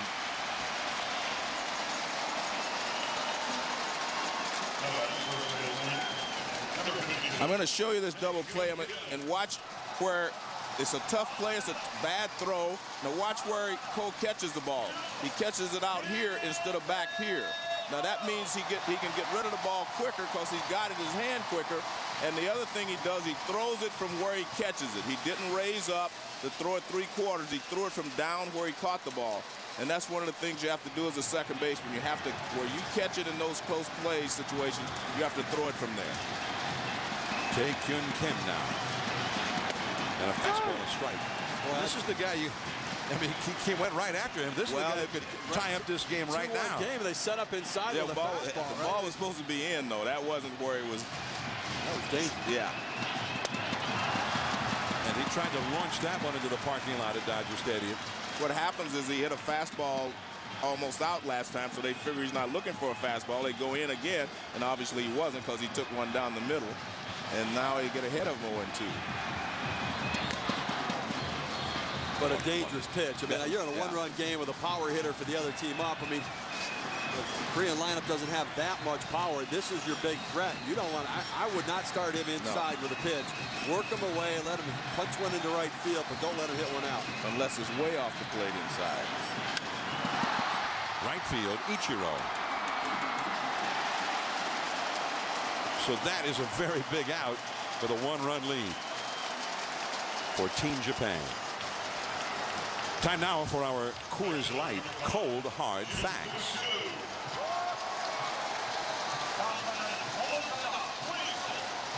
Shin-Soo Choo coming to the plate. First 2 rounds he had only 1 hit in 10 at-bats. But these last 2 games against Venezuela in the semifinal and now against Japan, he's had 2 hits, both home runs. He's driven in 4 runs. His home run, the only run for South Korea tonight. He had a 3-run shot that was the culmination of a 5-run first inning against Venezuela on Saturday. He also made a very nice catch in deep right field that was critical and what might have been a big inning for Japan otherwise in the first half of this inning. Uchikawa on the run. 3 fly ball outs. And we are going to the 8th inning. That's a 9-pitch inning for Iwakuma, Ogasawara, and then Uchikawa coming up. From Dodger Stadium in Los Angeles, the World Baseball Classic. We're going to the 8th inning. Team Japan, the defending champions of the tournament, leading South Korea 2-1.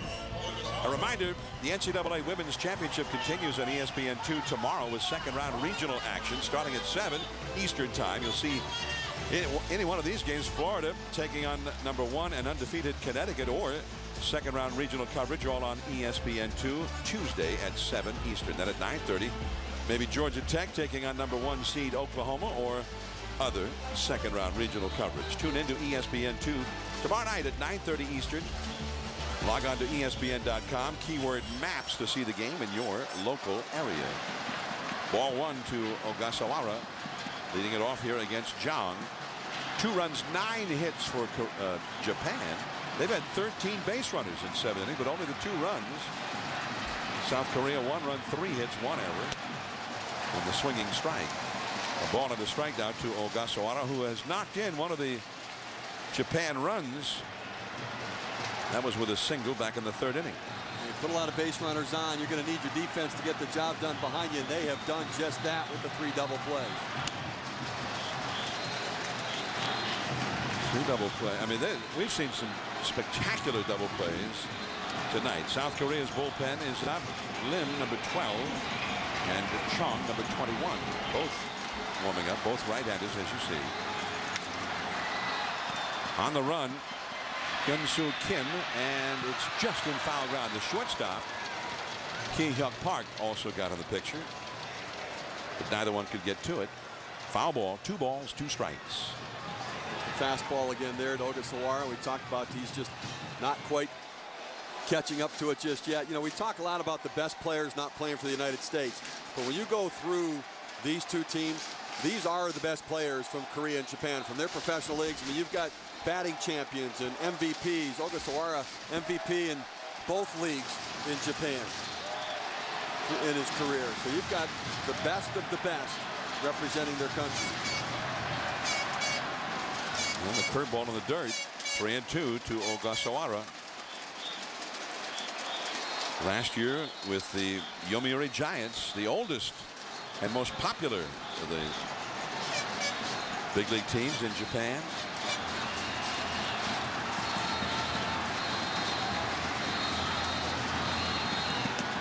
The changeup strikes him out. Japan went ahead in the 7th inning when Kataoka led off with a base hit. And then he stole second base, and Ichiro laid down a beautiful bunt for a base hit, putting runners at 1st and 3rd, and Nakajima singled to left to knock in Kataoka.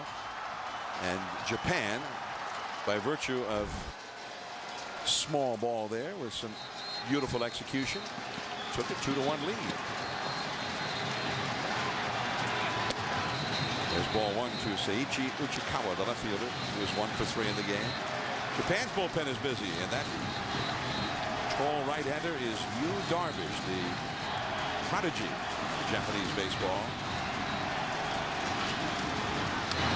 And back to the screen. We saw him come in and finish off Team USA here last night. And Joe, I know you've always been a big proponent. World Series play, playoffs, big games like this, of making sure guys you're going to use out of the bullpen get their feet wet, maybe in a non-pressure situation. Exactly. And that's what Hara seemed to do last night. Yeah, I've always felt like, you know, in big series, whether it's a World Series, playoffs, whatever, you get those guys in as quickly as possible. Don't wait until you're under tremendous pressure to come in and have to get 3 outs, you know, with the game on the line. Give them a chance to get their feet wet, because I don't care who you are. First time you're in a World Series, first time you're in that situation, you are going to be nervous. 2-1 the count to Uchikawa. Jong. Base hit to right field. Chu picks it up. 2 hits for Uchikawa tonight, plus a great play in the field earlier. Well, there was some question about whether Yu Darvish was going to start this game, and it was proven yesterday he was coming to the bullpen as he got in last night. Got the job done, closing it out, and he's out there now. Going to be certainly a guy that's going to get called on in the 9th inning. He's been a starter throughout his career, but that electric stuff, that outstanding breaking ball is what they're counting on. Take a look at Yu Darvish, big lanky right-hander, and tell you he can have overpowering stuff. Good action on that fastball. And he's so big and has deception with that release to the plate. And then you see the breaking ball right there. David Wright saying, you know what, that's a big league breaking ball. A sequence of pitches to be able to fool a major league hitter like Adam Dunn and pitch it with emotion. We've got a pitching change as Darvish seems to be getting ready for some action, maybe in a much tighter scenario tonight against arch rival South Korea. Ryu is coming in, the big burly left-hander from the South Korea bullpen. With a runner at first, 1 out, Inaba due up. Beautiful Dodger Stadium here in Chavez Ravine, not far from downtown Los Angeles, and that's the beautiful look at Dodger Stadium provided by Goodyear. Get there on the cushion of Comfort Tread technology. The fans keep up with the 2009 World Baseball Classic with all the latest news, the live stats, buy all the official gear, and watch live all in one place. WorldBaseballClassic.com.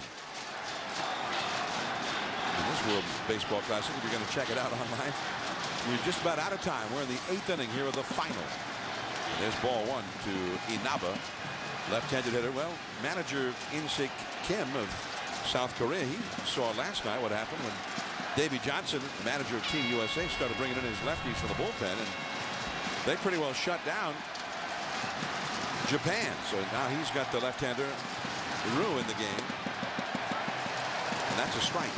1 ball, 1 strike to Inaba, left-handed hitter, another lefty, Iwamura on deck. Well, I don't think there's any doubt that most of the left-handers on the Team Japan have trouble with left-handed pitching. And even as good as Aoki is, he has been struggling against left-handed pitching as well. Inaba grounded to second as a pinch hitter his last time up. That is a fair ball. And it bounces out of play. So an automatic double for Inaba, just past the bag at first. The first base umpire, Carlos Ray, right on top of it, made the immediate call, fair. Well, Hyunjin Ryu, the left-hander, his best secondary pitch is his changeup. He just rolls a breaking ball in there. Inaba stays on it enough to be able to top it down the line. You see him kind of roll over on it as he drives it down the line, but able to keep it just fair enough and get it by Tae-Kyun Kim down the line and advance the runner just off the glove. He didn't hop off the bag all that much and looked like it just got underneath the glove a little bit. That is the 11th hit for Japan, the first for extra bases. They'd had 10 singles before that. So now second and third. South Korea brings the infield in for Iwamura of the Tampa Bay Rays. Low. Well, the one thing you have to do here if you're Iwamura, you have to make sure you try to get the runner in from third. Look, a base hit would be great, but the most important run out there right now is that runner at third base if you can give your team a 2-run lead.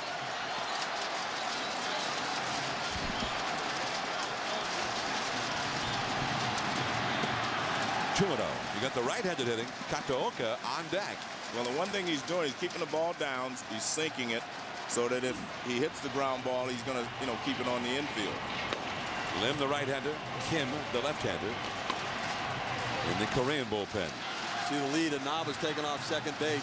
That's a little too much for me. I mean, the tendency is to go as far as the infield, but a line drive to the shortstop's left, you're doubled up. And this is medium left field. Kim on the run, makes the catch, and a high, wide throw, and both runners move up. Well, so Iwamura has done what you said he had to do. And you're right, but we didn't see that type of a throw to an infield. No. I mean, he was just going to let that one go as hard as he could, and he got underneath it, and it sailed all the way to the catcher. I don't know if they're going to check and see if Uchikawa left too soon, but they usually do that. You're right. He just reared back and tried to overthrow it instead of moving through the ball and throw it through the cutoff man. It was shallow enough. You see the wind up there. He threw it uphill. Had no chance to get him. So Uchikawa has scored on the sacrifice fly by Iwamura. 3-1. The infield back. Normal depth now for Kataoka. Also moving up in the play was Inaba. He's now at third base. That run is charged to Jong, who was sensational 3 in the third innings, but that run is the only run that will count in this inning against Jong's record. He also got charged with the run in the 7th inning on Nakajima's RBI single. So 2 runs total in 3 in the third for Jong. Not like they were wearing him out either. No. And a swing and a miss. Well, Changed up on it. One other thing to look at, John, is the way they retired Correa in the 7th inning. If they do not get a couple of runners on, they may not have to pit the Korea's best hitters, Shin Chu and, of course, Tae Kun-Wan, Kim. I mean, they may have to pitch to those two guys.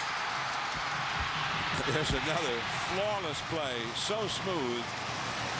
For the man with the dancing feet, the shortstop, Ki Hyuk Park, to retire Kataoka, a fast runner. 3-1, though, Japan leading.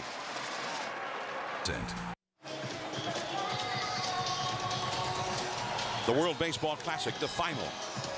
An all-Asian final. And Team Japan, the winner of the Classic 3 years ago, is leading South Korea 3-1 as we go to the last of the 8th inning, back of Iwakuma. And the right-hander, who has just been almost untouchable throughout this tournament and has been much the same tonight. Unbelievable stuff. He has command of all of his pitches. He can throw it at any time of the count. He kept the hitters off balance this entire night. He fields his position. He holds runners well. An outstanding young pitcher. The biggest hitters for South Korea for power, as Joe is pointing out, the cleanup hitter, Tae Kyun Kim, and right behind him in the order, Shin Soo Choo of the Cleveland Indians, who has hit a home run tonight. And there's ball 1 to Bum Ho Lee, but they have 6 outs of life left to them. Kim is 8th in the next go-round, and Choo would be 9th in the next go-round. So they need some base runners just to get those guys up again.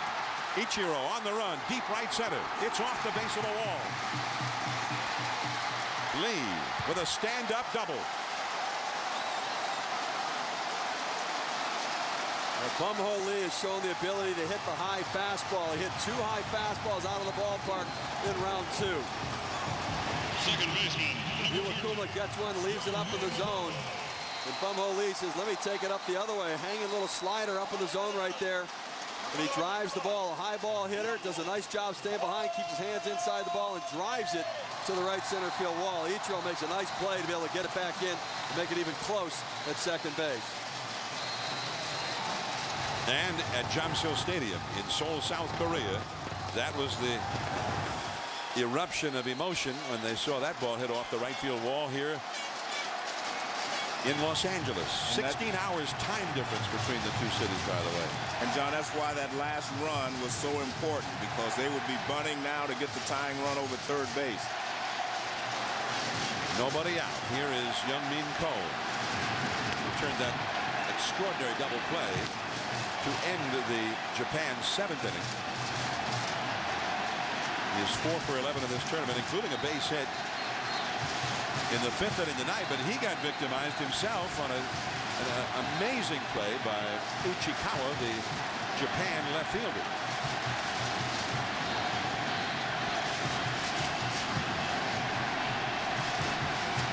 That ball high in the air along the left field line, a long run for Uchikawa, the shortstop over, and it drops in foul ground. Nobody can get to it. Nakajima, the shortstop, is the one who got the closest. You watch Young-min Ko swing the bat. He really opens up at the plate, almost steps into the bucket a little bit. That's the pitch he can hit, is the one that kind of hangs on the inner third of the plate. Watch that leg kind of go out, the hips open up. If you leave one down and into him, that's kind of in his wheelhouse. He hit a home run on a pitch like that, hit a double in the game the other day as well. Iwakuma, such has been his dominance of the South Koreans tonight, that the leadoff double here by Bum Ho Lee marks only the 2nd time in the game that South Korea has gotten a leadoff man on board. The other was Shin Soo Choo, who led off the 5th with a home run. Iwakuma and Team Japan leading 3-1. Nobody out. A ball and a strike to count. The splitter in the dirt. And the Japan bullpen is very busy. You see Iwakuma's night, 7 innings plus, a run and 4 hits, only 1 walk allowed. That's Darvish, the right-hander, and Sugiuchi, the left-hander. They'll both be ready when Hara decides to make a move. This next pitch will be the 90th of the game, thrown by Iwakuma.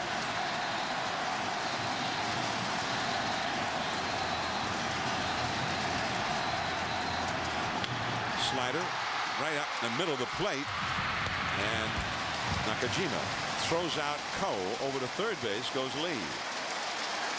Well, you're in a position now, if you're Team Japan, you will trade the bases for outs.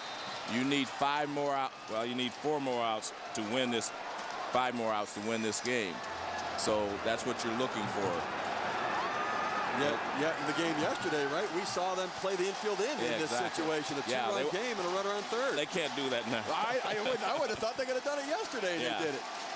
Yeah, they can't do it now. We're going to get a pinch hitter here for Team South Korea, and it's going to be a huge human being. Dae-Ho Lee is going to come up. 6 feet 4 inches tall. He looks much taller than that, and he's gigantic. And he had 18 homers for the Lotte Giants, managed by former Major League player Jerry Royster in the KBO. He had 301 there, 18 homers, 94 batter. We watched him take batting practice, and this guy can launch him. I mean, he's a right-handed Adam Dunn. He's big, strapping guy with a lot of power, but a little bit of a long swing. So is he going for the home run here? You think that's why he brought him in? Well, Kaiwan Park came into tonight hitting .095, and this is his biggest power threat coming off the bench. And we may end up with a pitch hitter for Ki-Huk Park as well. Came in hitting 125, light hitting. You've got to go for it now. Infield playing back in this situation. Yesterday, similar situation. Infield was in. Infield back, normal depth for the huge Dae-Ho Lee. Runner at third, 1 out. Center field. Aoki, this will stay in the yard. He jumps to make the catch on the warning track. Man. That will get Bum-Ho Lee home. I tell you what, Iwakuma is leaving a lot of stuff right in the middle of the plate in this inning. Well, that ball was hit a lot harder than it appeared. I mean, and it carried well, too. That's a nice play by by Norichika. You see the breaking ball out over the plate a little bit. And again, with a long swing, a little vulnerable to break ball in. They go to the breaking ball, it just kind of hangs. That was a spinner right there. Iwakuma knows he's getting away with one. The big guy stays back and drives it to deep center field. Get away with a hanging breaking ball, and Aoki does a nice job staying with it. Not familiar completely with the ballpark and where the wall is, but able to make the play. Dae-Ho Lee gets that runner home from third. It's a 1-run game again. 2 down, nobody on. Ki-Huk Park takes ball 1. Well, they need to get one more hitter on, and it'll assure that Taekwon Kim will be able to hit their best hitter in the 9th inning. The Korean fans are on their feet with the thunder sticks and the chant, Tae Namin Gu. And they're doing the same at Jamsil Stadium in South Korea, in Seoul, South Korea. More than 20,000 or so there. 54,846, the paid crowd here at Dodger Stadium. Well, they've got the Tae Namin Gu cheer going on 2 continents on opposite sides of the world. That's a strike, 3-1 now to Park. And it looks to me like, I mean, he's staying with Iwakuma. I mean, he looks to me like he's just about had it. Yeah, this may be his last hitter. You got Sugiyuchi come out of the bullpen, the left-hander, to be able to get Lee up next. Out of play, 3-2. That was his 96th pitch of the game.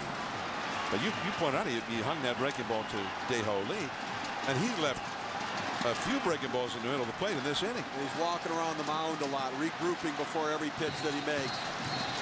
You said it, Joe, not every pitch is equal. No. Some are under more duress. They take more of a toll. 3-2. He walked it. And the possible tying run is aboard. That is only the second walk allowed by Iwakuma in this game. The leadoff man, a left-handed hitter, Young-Kyu Lee, is coming up, and Hara, the manager, is going to make a change here. And you're going to have to face Taekwon Kim. You're going to have to now. unless they pick the runner off at first or something. Say it isn't so, Joe. Yeah, but you're going to have to face him. He is now up 4th in the rotation of the order. And that's what you should have been trying to avoid if you were Team Japan, because he is their power. And then you have Shin-Chu after him, Sochu. Sugiuchi, Toshiya Sugiuchi, the left-hander, coming in with a bullpen. He's been almost untouchable in this World Baseball Classic. So he is on in relief of Iwakuma. What a performance by Iwakuma. 7 2/3 innings, only 4 hits allowed. He leaves with a 1-run lead, but with a possible tying run aboard at first base. Time now for a pitching summary brought to you by PlayStation's video game MLB 09, the show. Iwakuma, the starter for Team Japan, superb. And Bong, the starter for South Korea, 3rd time he's faced him in this tournament, and the 2nd time this week that he's faced Japan. And although he allowed only the 1 run, he was constantly in trouble. Well, I bet he did his job. He gave his team a chance to try to win this game, and now they've got an opportunity with a runner on base, and Young-Kyu Lee coming up to the plate. Young-Kyu Lee, we saw him run into that slide at second base, but it has been a tough World Baseball Classic. He has gotten dinged up a little bit. Let's go back to the 2nd round. Look at his pitching. It's hit with a pitch at Petco Park. Fastball, the leg doesn't get down, hit in the back of the head. He had to come out of the game. That was in the Thursday game at Petco. And then tonight, in attempting a steal, that's going to leave a mark right there. And he got dinged up a little bit, but stayed in the game, certainly dazed, but now with an opportunity to have a real impact in this game. Pedro Gomez is downstairs. Pedro? As you saw in that replay how Young-Kyu Lee's helmet shattered. Well, here it is. This is the piece that broke off. But not only did this piece break off, if you look, the helmet actually cracked in the front as well as the back. And his cheekbone is actually all puffy. So if you get a close-up look of him, you'll see some puffiness. He took quite a hit on there, but like you guys said, he did stay in the game. Gamer. What's Korean for gamer? I don't know, but that's the definition of a cracking your helmet in 3 places and staying in the game. So Young-Kyu Lee with 2 down, and Ki-Hyuk Park, the runner at first. Park stole 16 bases last year in the Korean League for the Lotte Giants. And he is the possible tying run. But the left-hander Sugiuchi, though, on the mound. Ball 1. Toshio Sugiuchi in this classic. 4 games, 6 innings, no hits allowed. He had a 3-inning save for Iwakuma against Cuba earlier this week. The middle infield pulled in a bit, double, as if they're in double play. They're 2 outs already. A fast runner at the plate, and I guess that's why. Young-Kyu Lee. Well, the one thing you know, it's going to take 2 hits for Korea to score a run. Young-Kyu Lee did not hit a home run at all last year in their major league season, their professional league. He's a slap hitter, so the outfielder's not even playing no doubles. They're in a position where they might take a flare away and a base hit to get out of the inning.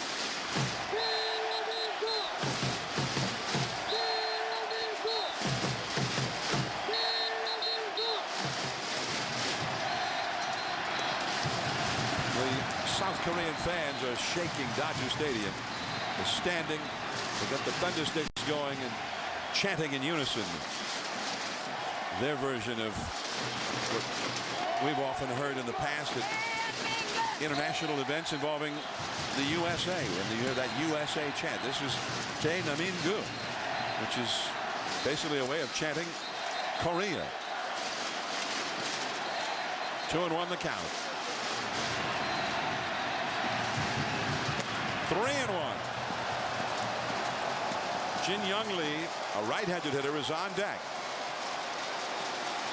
We've seen In-Sik Kim, the manager for South Korea, try some creative things, but I don't anticipate a stolen base attempt right here. For what you said earlier, Joe, they've got to find a way to get Tae-Kyun Kim to the plate in the 9th inning. They do not want to run into an out.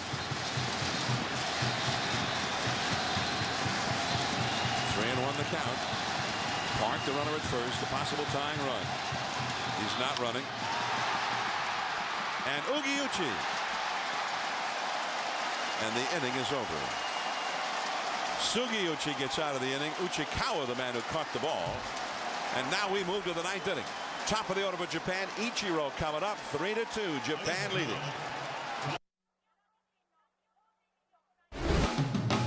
Play fantasy baseball on ESPN.com. Prepare for your draft with the mock draft lobby. Plus live scoring, auction drafts, and the best advice, all for free. Go to ESPN.com/fantasy now.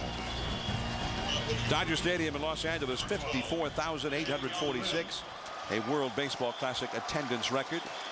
Nearly 142,000 attending the 3 games here in LA, the semifinals and the final. And there is Chang Yong Lin of the Tokyo Yakult Swallows of the Japanese League in the pitch here for South Korea against Japan in the 9th inning.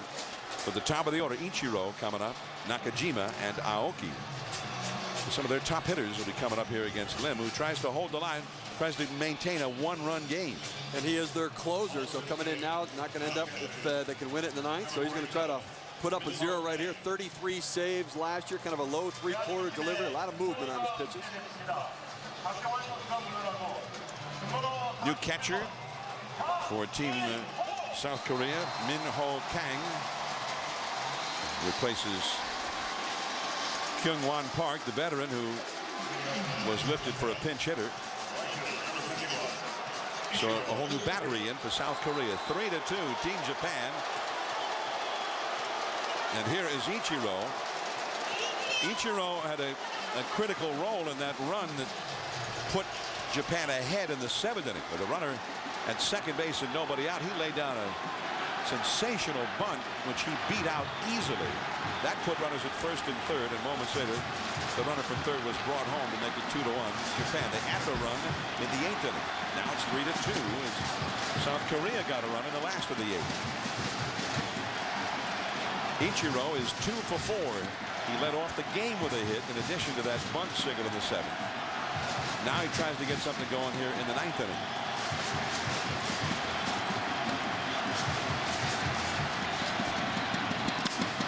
He belts that one. Deep right field. Off the top of the wall. Chu plays the carom, and Ichiro almost had himself a home run. And John, I've been saying it all night. He can drive the ball, and they were playing him awfully shallow in right field, but he definitely can drive the ball when he wants to. I've seen him take batting practice where he hits a lot of home runs in batting practice. Well, he got ahead in the count. He got it right where he wanted. Low fastball down and in. And he gets great extension. This pitch is exactly where he wants it, down and in, and he just drives it. And as John said, he almost hits it out of the ballpark. Shin-Soo Choo goes back, picks it up, and pulls him to a double. What do you think the odds are now that Nakajima is going to try to bunt him to third? Well, I think that they need one more run. You always try to have a 2-run lead. I mean, give yourself a working margin there. He's already squaring around. Kim very shallow at first. Third baseman trying to lay back. And that's off the outside. Ball 1 as he definitely was displaying bunt. That is a big run out there right now. So if they have any chance to cut this runner down at third base, they're going to be very aggressive in trying to go for it. With the speed of Ichiro, though, if they get the ball down, he'll make it to third. Nobody out. Again showing bunt. Nakajima, who's had 2 hits and a walk tonight. He bunts it foul. With Ichiro at second base, I think the play, if you're going to try to cut that runner down at third, I'd want the shortstop to break back to second base. So the third base coach yells to Ichiro, you know, back or watch it or careful, to try to get him to take a step back as the pitch is going to the plate, to try to take away any sort of momentum and movement that he has. Now Park is behind him and just kind of keep him close. I'd want an aggressive move to the base, in behind Ichiro, and then throw it to the plate.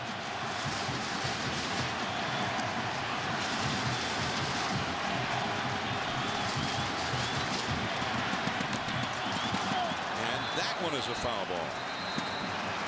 Nakajima has not been able to get that bunt down so far.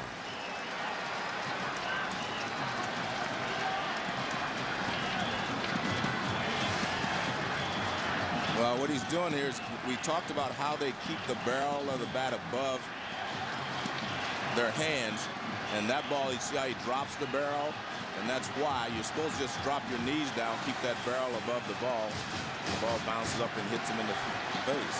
Now, he paid a price, not just in terms of execution, but he got punched by that one. Not bunting now. And a diving catch by Cole. I mean, that's an excellent job by Nakajima and an even better play by Cole, because Nakajima's going the other way to try to move Ichiro over with less than 2 outs, and Cole makes a nice play on it.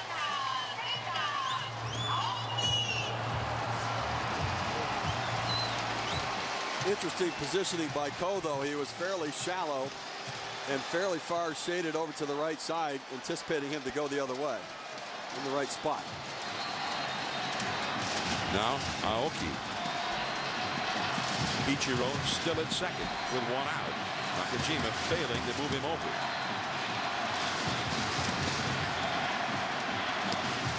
Aoki, the man, as Joe's pointed out tonight, that many in Japan feel has surpassed Ichiro as the best hitter in Japanese baseball.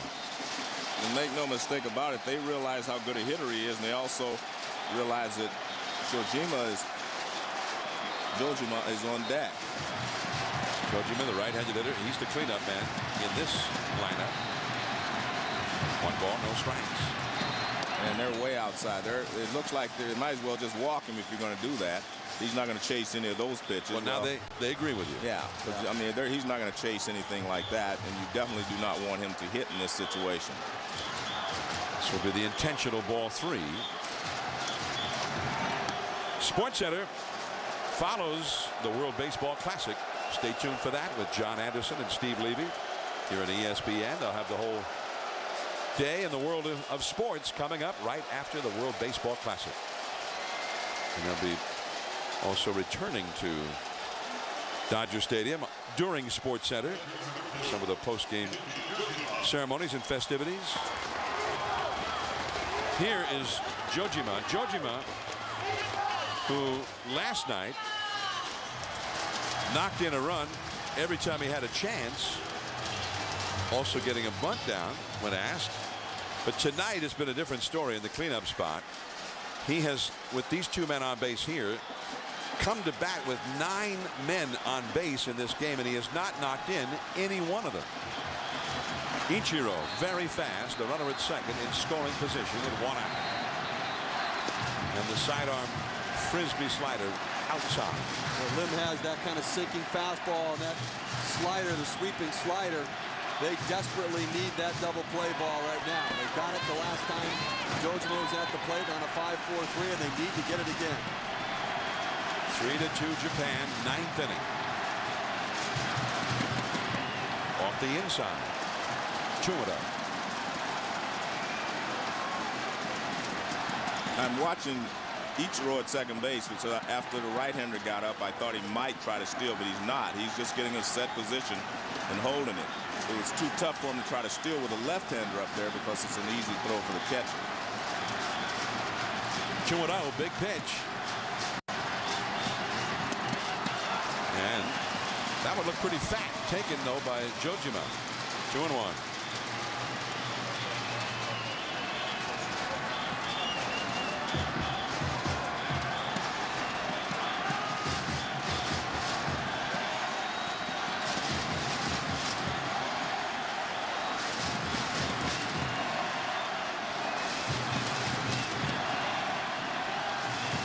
The fastball. Shallow center, racing in Lee. And in very shallow right center, he takes it.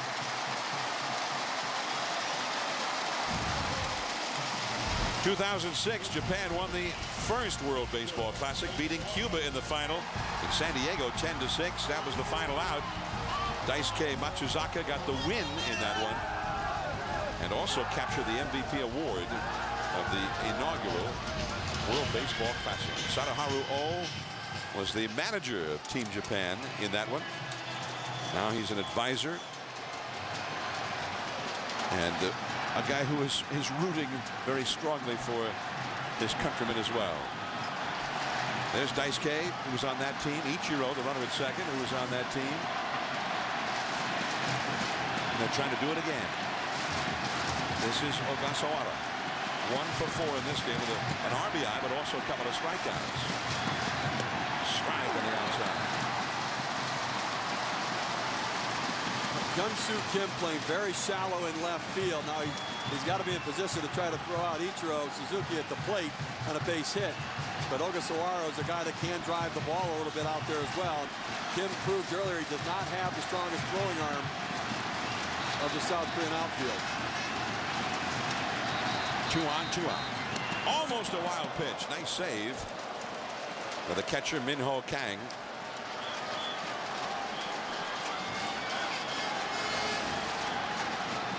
Two-seam fastball just kind of gets away from him, overthrows a little bit, and the arm drags behind and sails on him.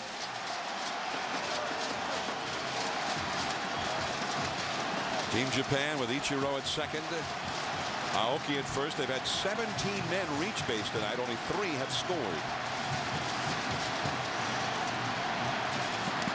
Check swing. Ball 2. 2-1. Ogasawara, who hit 36 home runs a year ago for the Tokyo Giants, the Yomiuri Giants. Oh's former team, the team for whom he hit 868 home runs.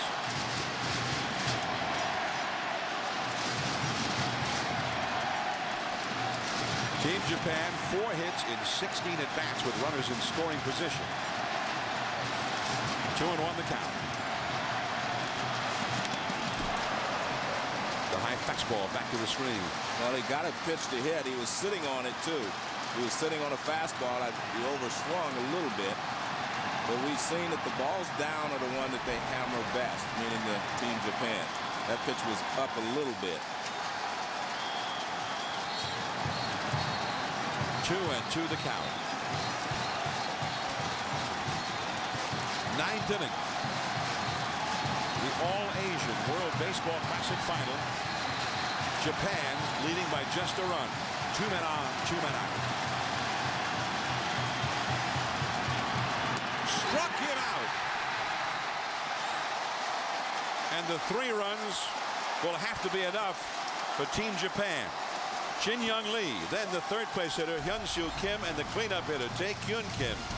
Coming up, last chance for South Korea as Lim holds the line with a strikeout of Ogasawara.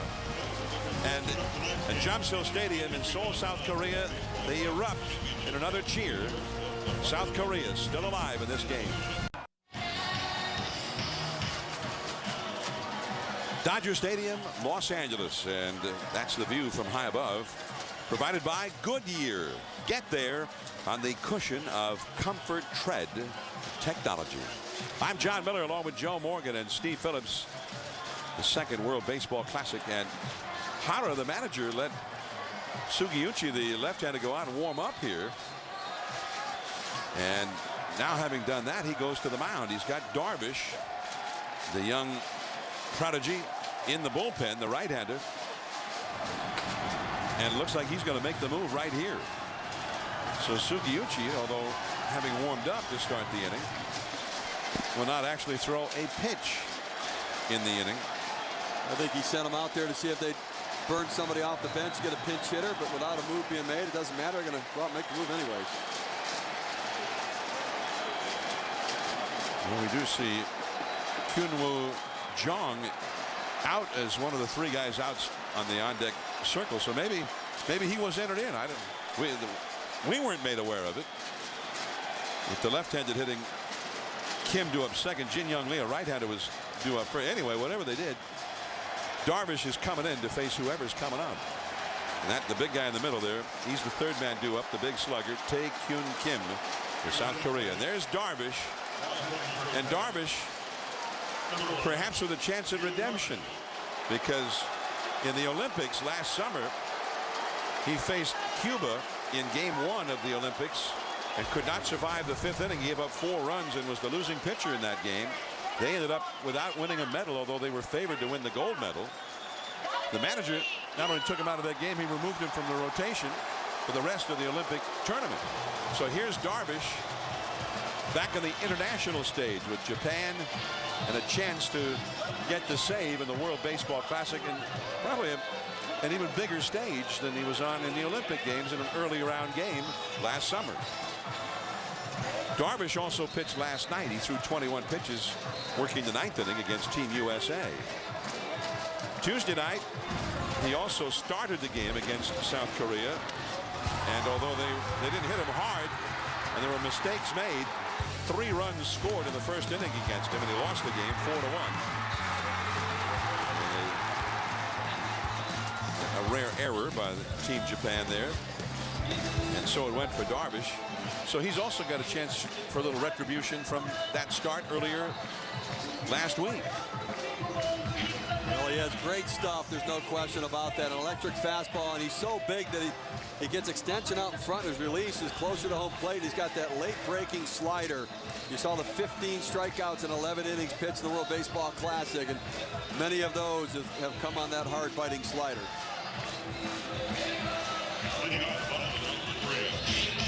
So Sugiuchi faced only 1 hitter, and he got the final out of the 8th inning before giving way to Darvish here in the 9th inning. And indeed, the pinch hitter is Hyunwoo Jung, batting for Jin Young Lee. Jung, the right-handed hitter, batting for the right-handed hitter. Hyunwoo Jung hit .314 for the Wyverns, the champions of the KBO last year, with 8 homers, 58 batted in. Also had 40 steals, so he's got a lot of speed. And Darvish spins in that breaking ball. That froze him. Snap back in over the corner for a strike. Well, that's a good take on a pinch hitter. You don't want to swing on a first pitch slider in on you. Little flinch. Ball 1 strike. Darvish for the Nippon Ham Fighters last year, 16-4 with a 1.88 earned run average, more than a strikeout per inning. There's 1 strikeout away from the WBC record. He has 15 so far in this WBC. 15 strikeouts in only 11 innings pitched. He's allowed 6 hits in those 11 innings. And as you mentioned, Joe, 15 strikeouts, only 3 walks allowed. 2-1 the count to the speedy John. Fastball crackling through there at 95 miles an hour. 2-2.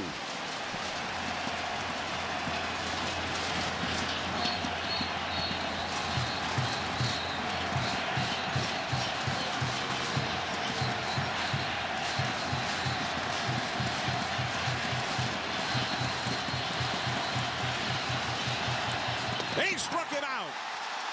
Now that's a nasty slider with 2 strikes, especially following the fastball over the outside corner. It looks like the same pitch, starts in pretty much the same location and just jumps off the plate outside. So excellent pitch by Darvish. Watch this pitch. It starts in the strike zone, just jumps off the outside corner. And that's his 16th strikeout. I'll tell you what, when you see the fastball, you better swing at it. Right. Because that pitch right there, that takes a left turn when it gets to home plate. You better look for that first fastball and you get a piece of it, try to put it in play. Wow. And here is Hyun-Soo Kim, who led the KBO in batting last year, hitting .357. Ball 1. The big slugger, Tae Hyun Kim, is on deck. The third baseman and the first baseman are both guarding the foul lines on their respective sides of the diamond for Japan. And he's fallen behind Kim with 2 balls and no strikes. Kim has 1 hit tonight in 3 at-bats. South Korea has only 4 hits for the game.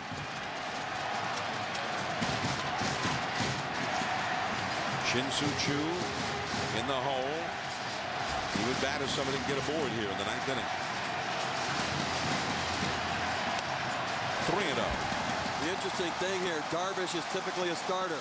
He comes in as a reliever, nobody's on base, and instead of pitching for the windup, he pitches out of the stretch. 3-0 the count. Not even close. And so the possible tying run is on base. And the big slugger, the possible winning run, Tae-Kyun Kim, is coming up. He didn't miss a home run by much earlier tonight. And here comes a visit to the mound.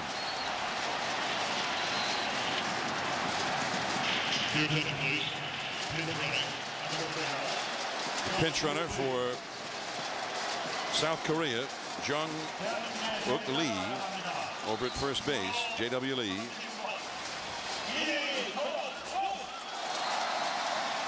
Overthrowing the fastball right there. Trying to get a little bit too much behind it. And that's Jamsil Stadium in Seoul, South Korea, reacting to that walk. More than 20,000 fans are there, we're told.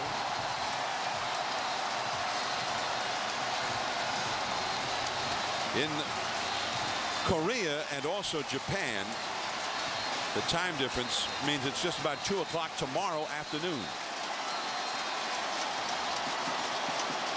So here is Tae-Kyun Kim. 31 home runs last year in Korea. The slider in the dirt. Suddenly Darvish has lost the strike zone. Well, he's trying to throw the slider too hard, trying to make it perfect. And you may need to do that against Kim. So he looks like he may be feeling the heat a little bit now. Well, definitely. I mean, this is a big situation, as we talked about before. South Korea is trying to overcome the dominance that they have had in the Asian market.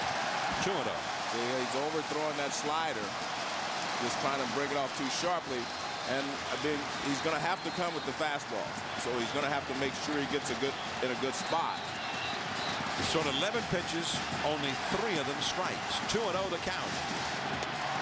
That just misses. Wow, I'm shocked he goes back to a slider right there.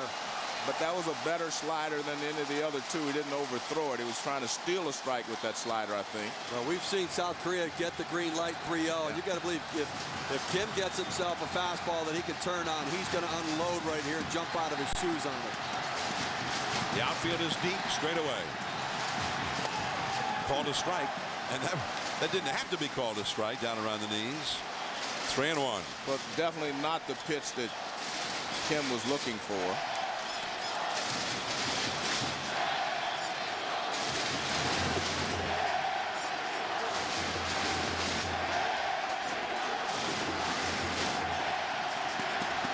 There goes the runner from first. And that's ball 4. So now the possible tying run is in scoring position. And the possible winning run is also on base with 1 out. 2 consecutive walks by Darvish. And Jamsil Stadium erupting with emotion as well, just as the fans here rooting South Korea on. With the thunder sticks. It's the live shot via satellite from Seoul, South Korea. The batter, the left-handed hitting Shin-Soo Choo. And here this weekend at Dodger Stadium, Choo seems to have found a comfort level. A 3-run homer against Venezuela I think on Saturday and a home run tonight. Sorry, John. I think they're trying to decide whether they're going to pinch run. And they are.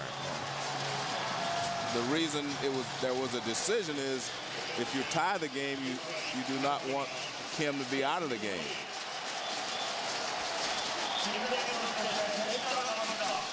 And the pitch runner is Tae-Kyun Lee, TK Lee. So J.W. Lee at second, the possible tying run, and TK Lee at first, the possible winning run. Fujikawa and Yamaguchi. Fujikawa, the right-hander in the Japan bullpen. And that one And I think he did steal a strike with that little breaking ball. Yeah, that was not his best slide piece there. Shin Soo Choo, 2 home runs in the last 2 games, including 1 tonight. A base hit here would do for South Korea. 0-2. Good pitch right there. You had him out over the plate with the slider. So he's got to think, let me look for something away, and they bust him inside with a fastball. Good four-seam fastball located in. A little bit off the plate. Tied him up. Way ahead right now. We're at Dodger Stadium, the final of the World Baseball Classic, last of the 9th inning. Japan leading 3-2. 1 out, 2 men on. And they wanted that fastball up. Well, that was a mistake, John. He did not get it high enough for an 0-2 pitch.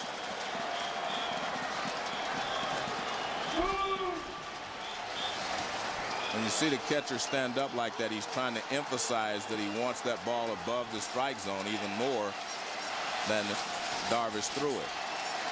Almost right around the lettering on his shirt. 0-2 the count. The Lees get their leads from second and first.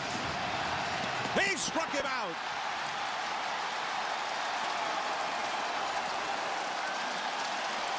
Well, that's what good pitchers do. They bounce back and make great pitches when they have to. That looked like a changeup to me.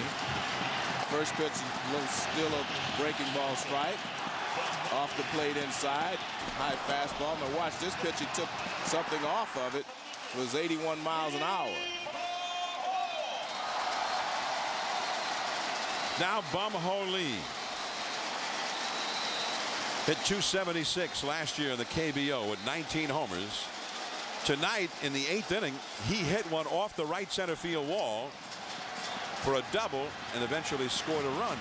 If he were to do the same thing right now, South Korea wins this game. 2 speedy runners on base, 2 down. Gamw Lee, the final hope for South Korea.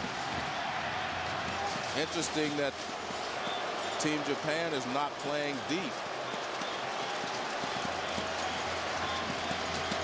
Gamw Lee does have some power. We've seen that. A high fastball hitter, high ball hitter. 2 down. The slider, ball 1. There has not been a ball put in play against Darvish. He has struck out 2, and he has walked 2 in this inning. He's having almost his own private game out there. Darvish in the tournament has allowed a right-handed hitter only 2 hits in 22 at-bats and has struck out half of them. Fastball got the call at the knees. Tell you, right-handed hitter, you get a fastball with after standing in the on-deck circle looking at this guy's slider, you got to unload on it.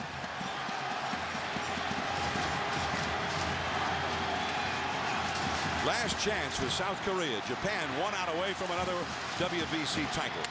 And that's a base hit to left field. And this ball game is going to be tied up. J.W. Lee scores. It's 3-3.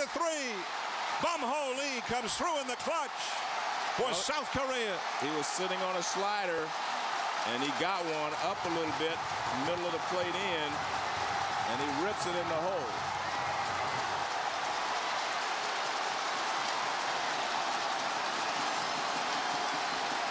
Gamw Lee has fueled South Korea's comeback in the late innings with that leadoff double in the 8th and this crucial hit in the 9th. Well, I think he was sitting on it. He got it, and he rips it in the hole for a base hit. Well, after he took that 1-0 fastball to make the count 1-1, he had to think that's the last fastball I'm going to see. So I don't blame him for looking for it. And at Gamw Stadium in Seoul, South Korea, that was the reaction as they saw that base hit go through. Oh, yeah. Now a base hit wins it for South Korea. Young-min Ko. Strike 1. As usual, John, bases on balls will haunt you. And he walked the first 2 hitters this inning. T.K. Lee, the runner at second, and he has speed. The outfield has come in very shallow now for Japan. Strike 2. Young Min Ko opens up at the plate. We talked about it earlier. Kind of steps in the bucket. The outer third of the plate is open for that slider. I'm not so sure why you play the outfielders in like this, John, with 2 outs and the fast runner second. You're not going to get him anyway, but a fly ball is over your head. That could end the inning. That could end the game. Right. A fly ball that could end the inning, could end the game for South Korea. I mean, they're playing almost like you would play if the winning run's at third in less than 2 outs.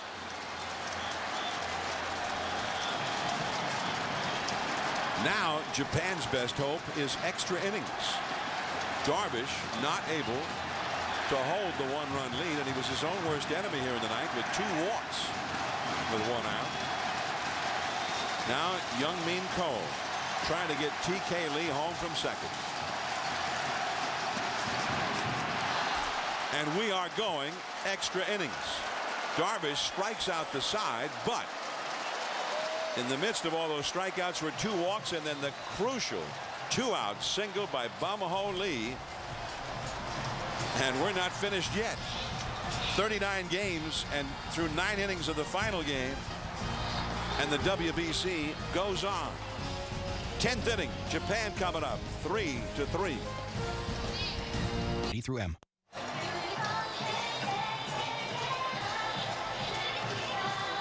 The World Baseball Classic moves to a 10th inning of the final game.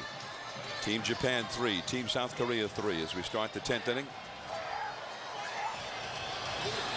Young Kyu Lee Your attention, please, for Korea. is now in left field. Remaining the game and now playing first base. Number 29, Tae Kyung Lee. John Wook Lee, J.W. Lee, stays in to play center field. He ran for Kim. Also new first baseman Tae Kyung Lee takes over there. Left fielder, number 24, Seiichi Uchikawa. 3-3 in Japan. They lament from here to Tokyo for fans of Team Japan is the lost opportunities. They've had 17 base runners in this game and only managed to get 3 of them home. South Korea's hardly had anybody reach base by comparison, but they get the clutch hit. And they were staring into the abyss. 2 down in the 9th inning. Darvish throwing 96-mile-an-hour fastballs and biting sliders. Gamw Lee got the base hit to send home the tying run. Uchikawa fouls one. Uchikawa singled in the 8th inning and scored the 3rd run of the night for Japan. And he's had 2 hits in the game. Inaba on deck. Iwamura due up 3rd in the inning against Lim. 3-3. 3 runs, 12 hits for Japan. 3 runs, 5 hits, and 1 error for South Korea.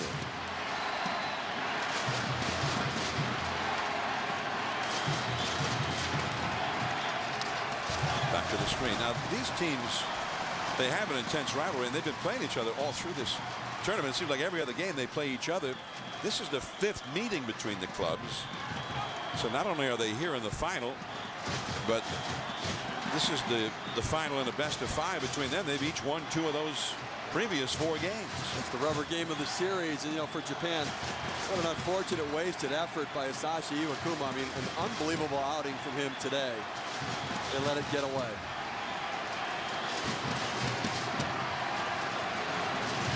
One and 2 the count. That's fouled away very late on that fastball, slapping it into the second deck off to the right.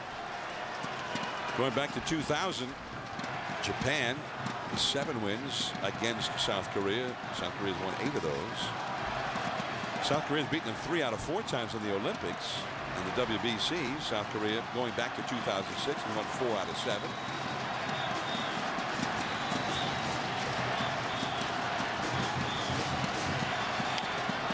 Punches that one. Shallow right, base hit. And Uchikawa, who earlier in the game made a sensational play from the outfield, gets his 3rd hit of the game. Well, the one thing that Team Japan tries to do is, put the ball in play, just kind of fights the ball off. We've seen a lot of little flares out there. I mean, that ball is pretty good ball to hit, actually, but he's fighting it off. He's not trying to drive it. Fights it off to right field and gets a base hit. That's an art right there. It's not like you're always lucky to do that. That's an art form for Team Japan. It's a lost art on hitters in the United States right now, that two-strike approach. Everybody wants to just swing from their heels, put it in play, and hit the outfield grass with it. Inaba. And that will get it done. Lim throws him out at first with another Cole covering. Good job there. Inaba's not a guy typically called upon to bunt either. He tends to be a slugger in the lineup. So even the guys who swing for the fences in Japan execute when called upon to do it for the team and sacrifice. See the ball kind of break in on him right there, and the ball's like almost with teeth on it coming at him, but he gives away and just enough to be able to get the bat head on the ball. He dropped the bat head on it, but with the break of the ball coming in, was able to get it on the top and on the ground. Now a runner in scoring position for Iwamura, second baseman for the Tampa Bay Rays. He is 0 for 2 with a walk and a sacrifice fly in this game. Asked to get a run home again here.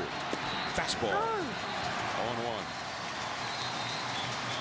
I'm always surprised that usually left-handed hitters are good low ball hitters. You see a guy in an RBI spot, he takes a knee-high fastball right down the middle. Doesn't make you think he's looking for something else. What's happening? What's he doing? How could that happen? Akidori Iwamura. His teammates call him Aki with Tampa Bay.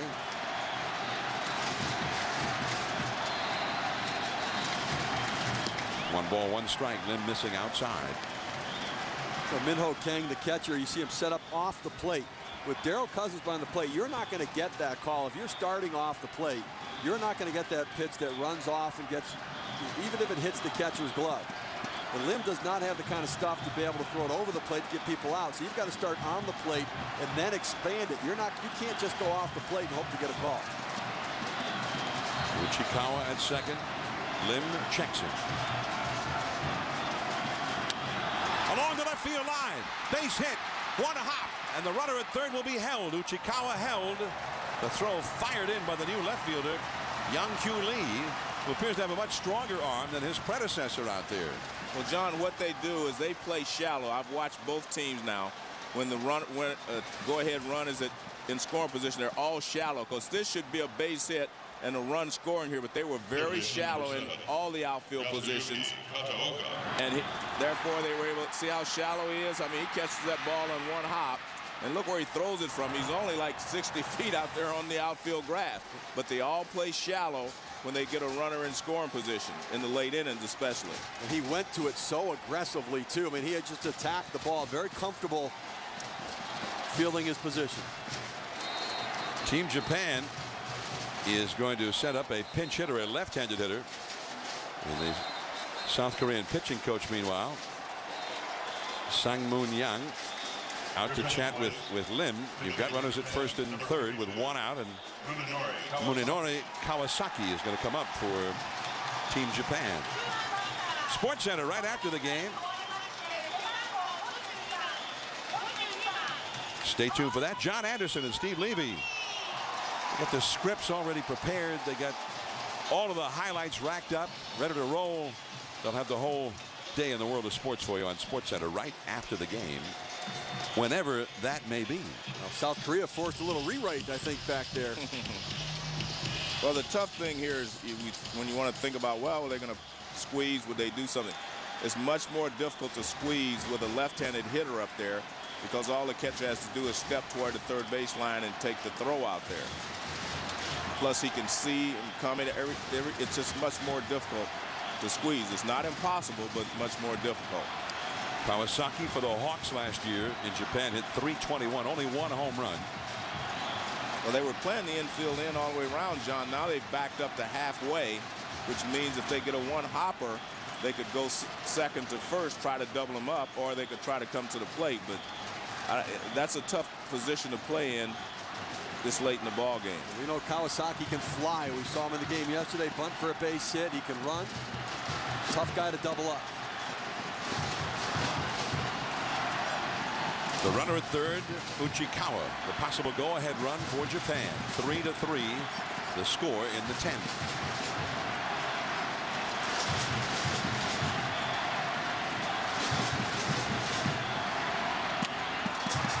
Just a pop-up. Left the fastball right down the middle, and Kawasaki pops it up to the shortstop. Parker goes over to catch it. 2 down.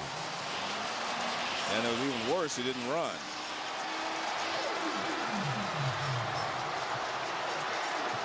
And here comes Ichiro.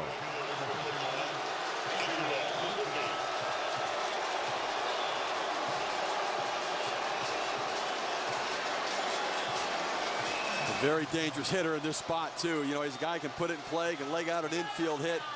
He can reach base in a lot of ways that other guys can't. Ichiro has had 3 hits in this championship game. He led off the game with a single in the first. He had a bunt single that set up a run in the 7th. And he doubled, almost homering in the 9th inning. He missed that home run by maybe a couple of feet. Infield back, more or less normal depth now. Just off the outside, ball 1. I'm thinking maybe Ichiro heard you say that Aoki was a better hitter than he was. And he picked up his pace here. He got 2 hits after that. Well, but you know he is a dangerous hitter. If we heard people saying that they thought maybe that was the case, he's definitely heard it.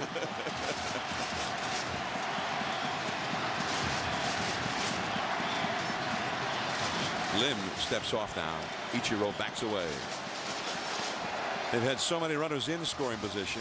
19 at-bats as a team in these clutch situations. Only 5 hits, including the base hit by Iwamura that did not knock in the run.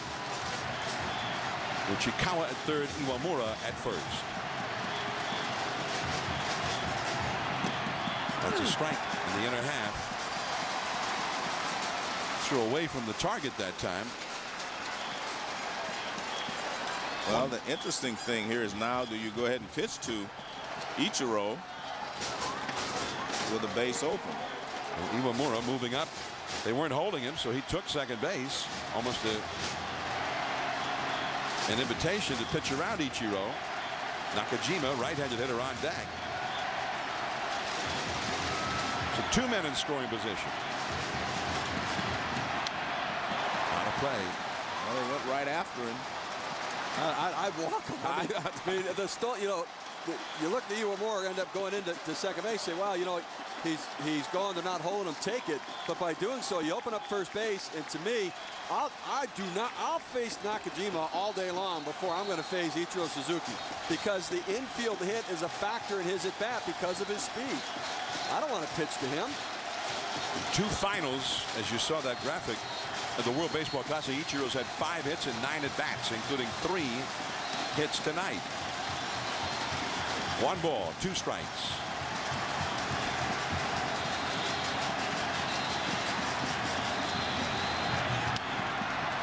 Maybe got a little bit too much of the plate there, but Ichiro fouling it off to the left. Still 1-2. Well, those low 3/4 right-handers that throw the sinker ball and the slider, guys like Ichiro, left-handed hitters, they just stay in and think about driving that ball to left field. This type of pitcher like Lim is much more effective against right-handers. They give them a different look. They drop down a little bit. It's a different plane, tougher to pick up the ball.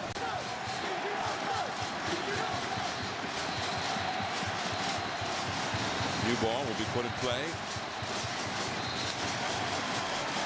A right-handed hitter is on deck. Nakajima, albeit a right-handed hitter who's had 2 hits tonight and an RBI, and was robbed of an RBI hit his last time up. There's Nakajima. Swung the bat well all night. But he doesn't have 3 hits, as does this man, the left-handed hitting Ichiro. 3-3, 10th inning.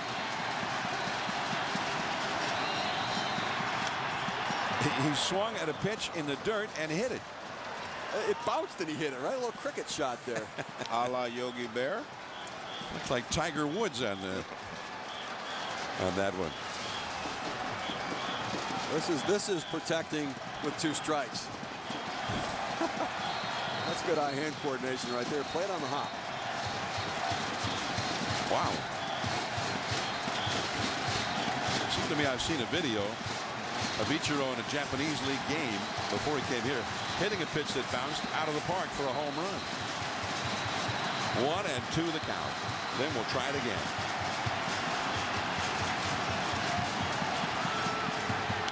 Went up with that one, and Ichiro fouled that one away as well. Better get it up a little higher than that. Yeah, though. and you have to be careful with the low pitch because the wild pitch obviously would score a run. You are changing the hitter's eye level. The ball down to the dirt, then the one up. But the one up has to be higher than high, kind of eye high.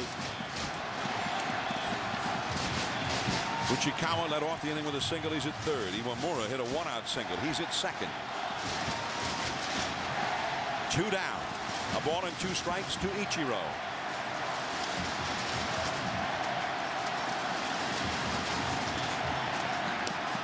Not close to the strike zone with that one. Seems like he's got everything in his favor here. He got 2 strikes on him. He got first base open. He doesn't have to risk being in the middle of the plate here. Ichiro's got him right where he wants him. Yeah, the problem is with a guy like Ichiro, you make a great pitch and he chops it, and you can't throw him out at first base. And the longer he battles, the closer he gets to getting a mistake pitch to capitalize on. And speaking of long battles, this will be the 8th pitch of this battle. Perhaps the championship of the World Baseball Classic on the line. 2-2 the count. 2 on, 2 out, 10th inning. Right through the middle. Uchikawa scores, and right behind him, Iwamura. Ichiro will take second. His 4th hit of the night. And the big man comes through in the big game for Team Japan again. I don't care what you say, that was a mistake to pitch to him because it just doesn't make any sense. I mean, this guy has one of the best hitters ever in Japan. He's one of the best hitters in Major League Baseball. And you got first base open. And you throw him a fastball pretty much in the middle of the plate and down. Look at that. I mean, that's right in the middle. I mean, that's right in the middle. I'm assuming it was a fastball. It didn't have much movement on it. I guess it could have been a changeup. But whatever it was, it shouldn't have been thrown to Ichiro. It should have been thrown to the next hitter, not him. Now you see 8 pitches. You foul off and spoil those pitches, and sooner or later the pitcher's gonna make a mistake. It just happens. You can't be perfect for that long a period of time. And you can if you walk him. Yeah, well, I'm with you. I'd walk him if too. You put him on first base, you documented all year about how different the manager is of South Korea. Ichiro took off with that pitch and steals third uncontested.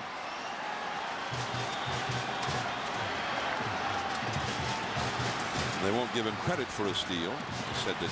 But I don't know why they're not ahead. I don't get it either. Yeah, I don't know why. If you're ahead, that makes sense, but if they're not ahead.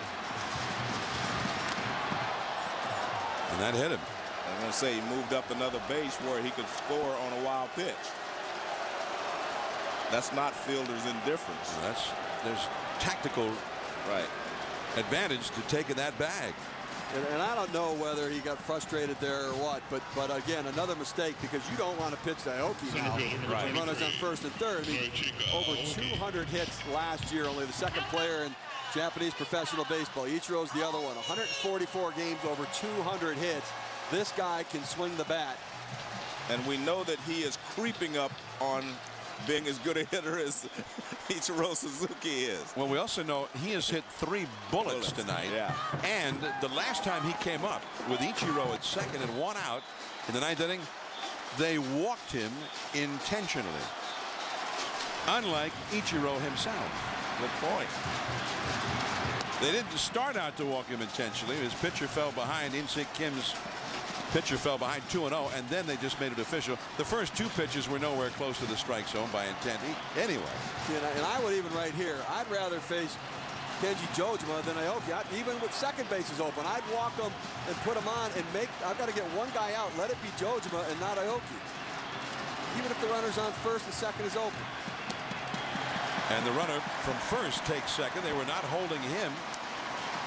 So South Korea continues to invite Team Japan just to go ahead and take extra bases here. I think they have to walk him now. I mean, you just can't. I mean, you walked him last time in the situation. You have to walk him again. Well, there's the signal. They are going to walk him intentionally. Jojima up next. I actually don't understand why Nakajima stole that bag. Took the bat out of the hands of Aoki. So here's the thing. I would have walked him anyways, even if he didn't steal. You've got a bag point, open. but I don't think they would have. They didn't walk Ichiro with that bag open. So the walk to Aoki. The bases are loaded. And of course, Jojima, the reason Catcher number 2. you guys are both talking about walking Aoki, who's throwing the bat extremely well tonight, and is just a great hitter on top of that. Jojima has not been able to do anything tonight. He's had base runners all over the bases every time he's batted, has not been able to move any of them up. He's had 9 men on base in his previous 4 official at bats, and none of them moved up. Now he's got 3 more men on base here. So he's having a bad night with the bat, although having an excellent tournament. So now Team Japan with a chance to bust it wide open here in the 10th inning. Fastball a strike. Jojima, who hit only .227 for the Seattle Mariners last year in the Major League Baseball. 5-3, 2 runs home. Ichiro driving in the 4th and 5th runs of the night with a critical 2-out single. Slider off the inside. 1 ball, 1 strike. No, we talked about it back in the 7th inning about Ichiro, being the superstar, and it was time for him to step up. Well, I guess he was listening, because he has definitely stepped up and done everything they needed for him to do. A 4-hit night for Ichiro. And a foul ball, 1 ball and 2 strikes. In Japan, on a team, the oldest player is the one not just accorded the most respect by his teammates, but also by virtue of being the oldest player is therefore the leader and expected to be the leader. And Ichiro is that man on Team Japan right now in the WBC, and he has been a great leader, especially tonight. That's strike 3.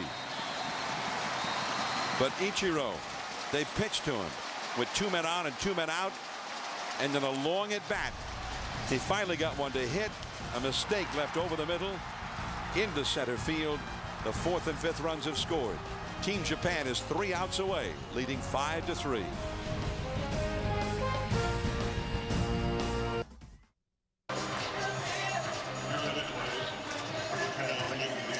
He is known as Ichiro, and so far he has not left the building, but it appears that due to his best efforts, he may leave the building soon with another World Baseball Classic trophy for he and his Team Japan. He got the big hit in quite an epic at bat against Lim in the 10th inning. Well, there's no reason that Ichiro should be hitting in this situation, because he's been a great hitter in Japan. He's been a great hitter in the United States. And they decided they were just going to tug on Superman's cape here, I guess, because they went after him with a variety of pitches, and the final pitch looked like a changeup in the middle of the plate, and he hit a line drive right back through the middle. And there's just, baseball strategy would say that you would not pitch to him, but they decided to do that. You mentioned the entire series about how unique and creative, or whatever, the manager is of South Korea. The lesson learned is when you have a player that you know by only one name and there's an open base, walk him. Pitch to the next guy. Pitch to that. Pitch to that guy that they call by his last name. If he has 2 names, pitch to that guy. Here is Kang, the catcher, up for the first time. Minho Kang, who came in the 9th inning after they had pinch hit for the starting catcher, Park. And Darvish back for his 2nd inning. He threw 25 pitches in a difficult 9th inning. He struck out the side of the inning, but he also walked 2 hitters, and finally Bumho Lee singled home the tying run of the game. So Darvish was not able to save it, but now he's trying to finish his own victory here in the final of the WBC. Kang hitting in the 8th spot in the order. Jung Choi has come out on deck with Ki Hyuk Park, the shortstop, due up next, but instead there's number 2, Jung Choi, out on deck. The problem for South Korea right now is with all of the player movement they had when they tied the game up. Hyun-Soo Kim, one of their best hitters in the 3 spot, out of the game. Tae-Kyun Kim, their power bat, out of the game. Now, I understand the logic for taking them out when you did. You have to try to tie it, but their big bat's no longer in there, and if they come up in that spot, runners will be on base. Ooh. Right over the head of Choi, of Kang rather, I beg your pardon. They did hesitate before they took Tae-Kyun Kim out. They did, and I understood why at that time, that if they tied it up, they'd still want him in the game, but finally he decided, hey, the winning run can score if I hit a ball in the gap. There's that sharp slider, but off the outside. 3-2. Well, you better not walk a guy. I mean, you've watched that happen the last time when you had the lead, where you ended up walking the first 2 hitters.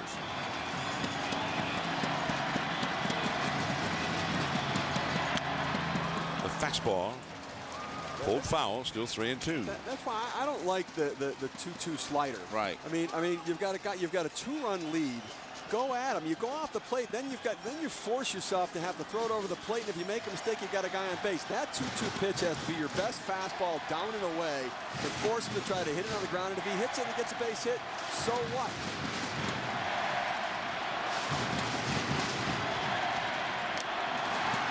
And he got a piece of it. He's been helped out a little bit here in the last 2 swings, so. I think Jojen was saying that the backswing came through. He didn't foul tip it, that the backswing from Kang's swing knocked it out of his glove. You watch the ball tailing up and in. Kang gets the swing at it, and the backswing knocks it out of Jojen's glove, and it appears to Daryl Cousins that that's a foul tip. And the fastball there. It was already on its way out. I think that's a salesman job right there by Jojen. Still 3-2. Ooh, just off the inside corner. And it's a leadoff walk by Darvish, who continues to hurt himself in these late innings against South Korea. You got a 22-year-old pitcher out there, but you got a veteran catcher behind the plate. He should know better. You can't put yourself in a position with a 2-run lead to walk the leadoff man at all. It's not that pitch that's the problem. It's the 2-2 slider that's the problem. So now Kang, the runner at first, the catcher. And here's Jung Choi, the pinch hitter for Ki Hyuk Park, the shortstop. Man, they were playing a hard ball right there. Big fastball and a big swing by Jung. Jung with the league champion SK Wyverns in South Korea last year in the KBO, hit .314.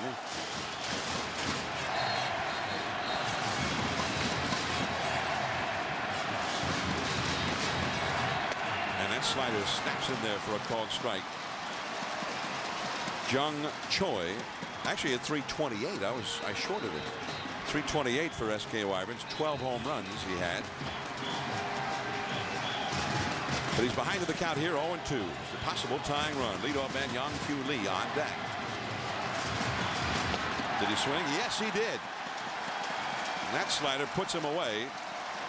He made short work of Choi. His 4th strikeout. All of the outs he's recorded since coming in have been strikeouts. And he has set a new record. You see the pitch there, the breaking ball up in the zone. That outstanding slider right there. And the problem is he's going for strikeouts. I mean, he wants to strike guys out. He's got to pitch to contact. He's got the kind of stuff that's awfully tough to hit in the zone. Young-Kyu Lee, the leadoff man. Pop fly. Out number 2. Aoki coming hard to catch it.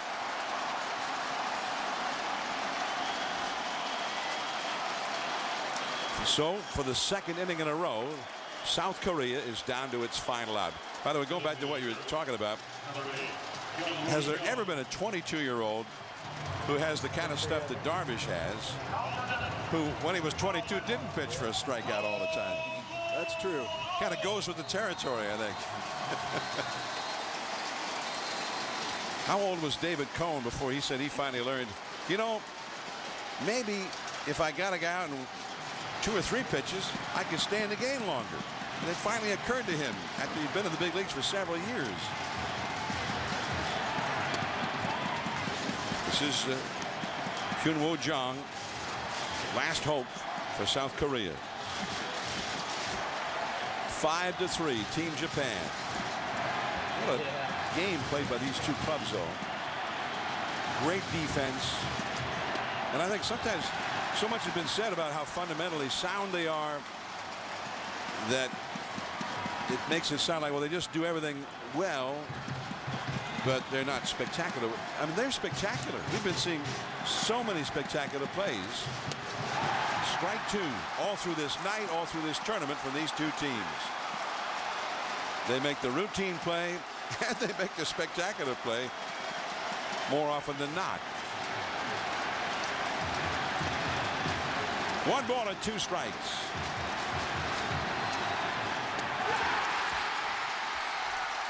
Japan has won its second World Baseball Classic as they jump on the back of Darvish. But the whole team jumped on the back of Ichiro, figuratively speaking, his 4-hit night, and finally the game-winning hit in the 10th inning. Ichiro again, the man for Team Japan.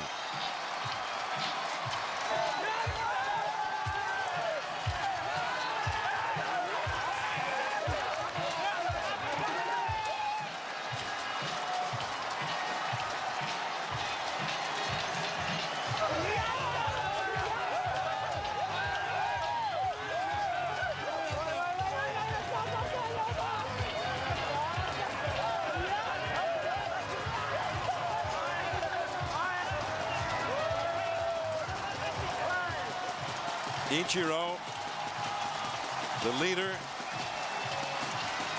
the elder statesman on this ball club. Matsuzaka, who was anointed by Ichiro himself as being the leader of the pitching staff and a key man. Daisuke got the win in the semifinal against Team USA last night. And Japan, against its arch rival, South Korea, long the power in Asian baseball, but that throne has been challenged many times here by South Korea, and a great effort by South Korea tonight, but Japan finally prevails as Hara, the manager, as happened 3 years ago when Osan was the manager, he gets the toss into the air by his jubilant ball club, and O is also here to share in the victory celebration.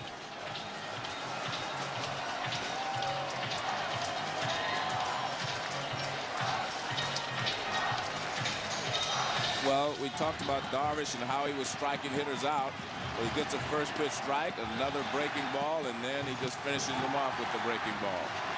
And he starts it same all over again. I mean, it's just, he has a devastating breaking ball. If you watch, none of those pitches actually, the strikeout pitches were out of the strike zone. You have to look at it. The present and the future of Japanese baseball is very strong. 22 years old. Yu Darvish, one of the nastiest sliders you're ever going to see.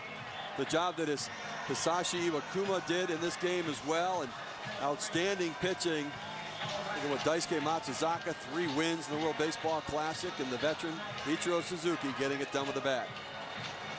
4-hit night for Ichiro as he begins the celebration, which he helped author in a very real way. He was involved in almost all of the offense for Team Japan tonight. And John, I talked about the dominance that they have had over Asian baseball for so long and how all the teams have improved. Well, the challenge tonight came from South Korea, and And Team Japan says, not yet. You may have won the Beijing Olympic gold medal, but we are still Team Japan. And they went out and showed it again tonight. I think they deserved to win the game. They actually played better. There were some great plays on both sides, but Team Japan had a better chance of winning this ball game. They just could not get the big hit, but they kept putting pressure on South Korea, and finally they were able to come through. But so much credit to South Korea.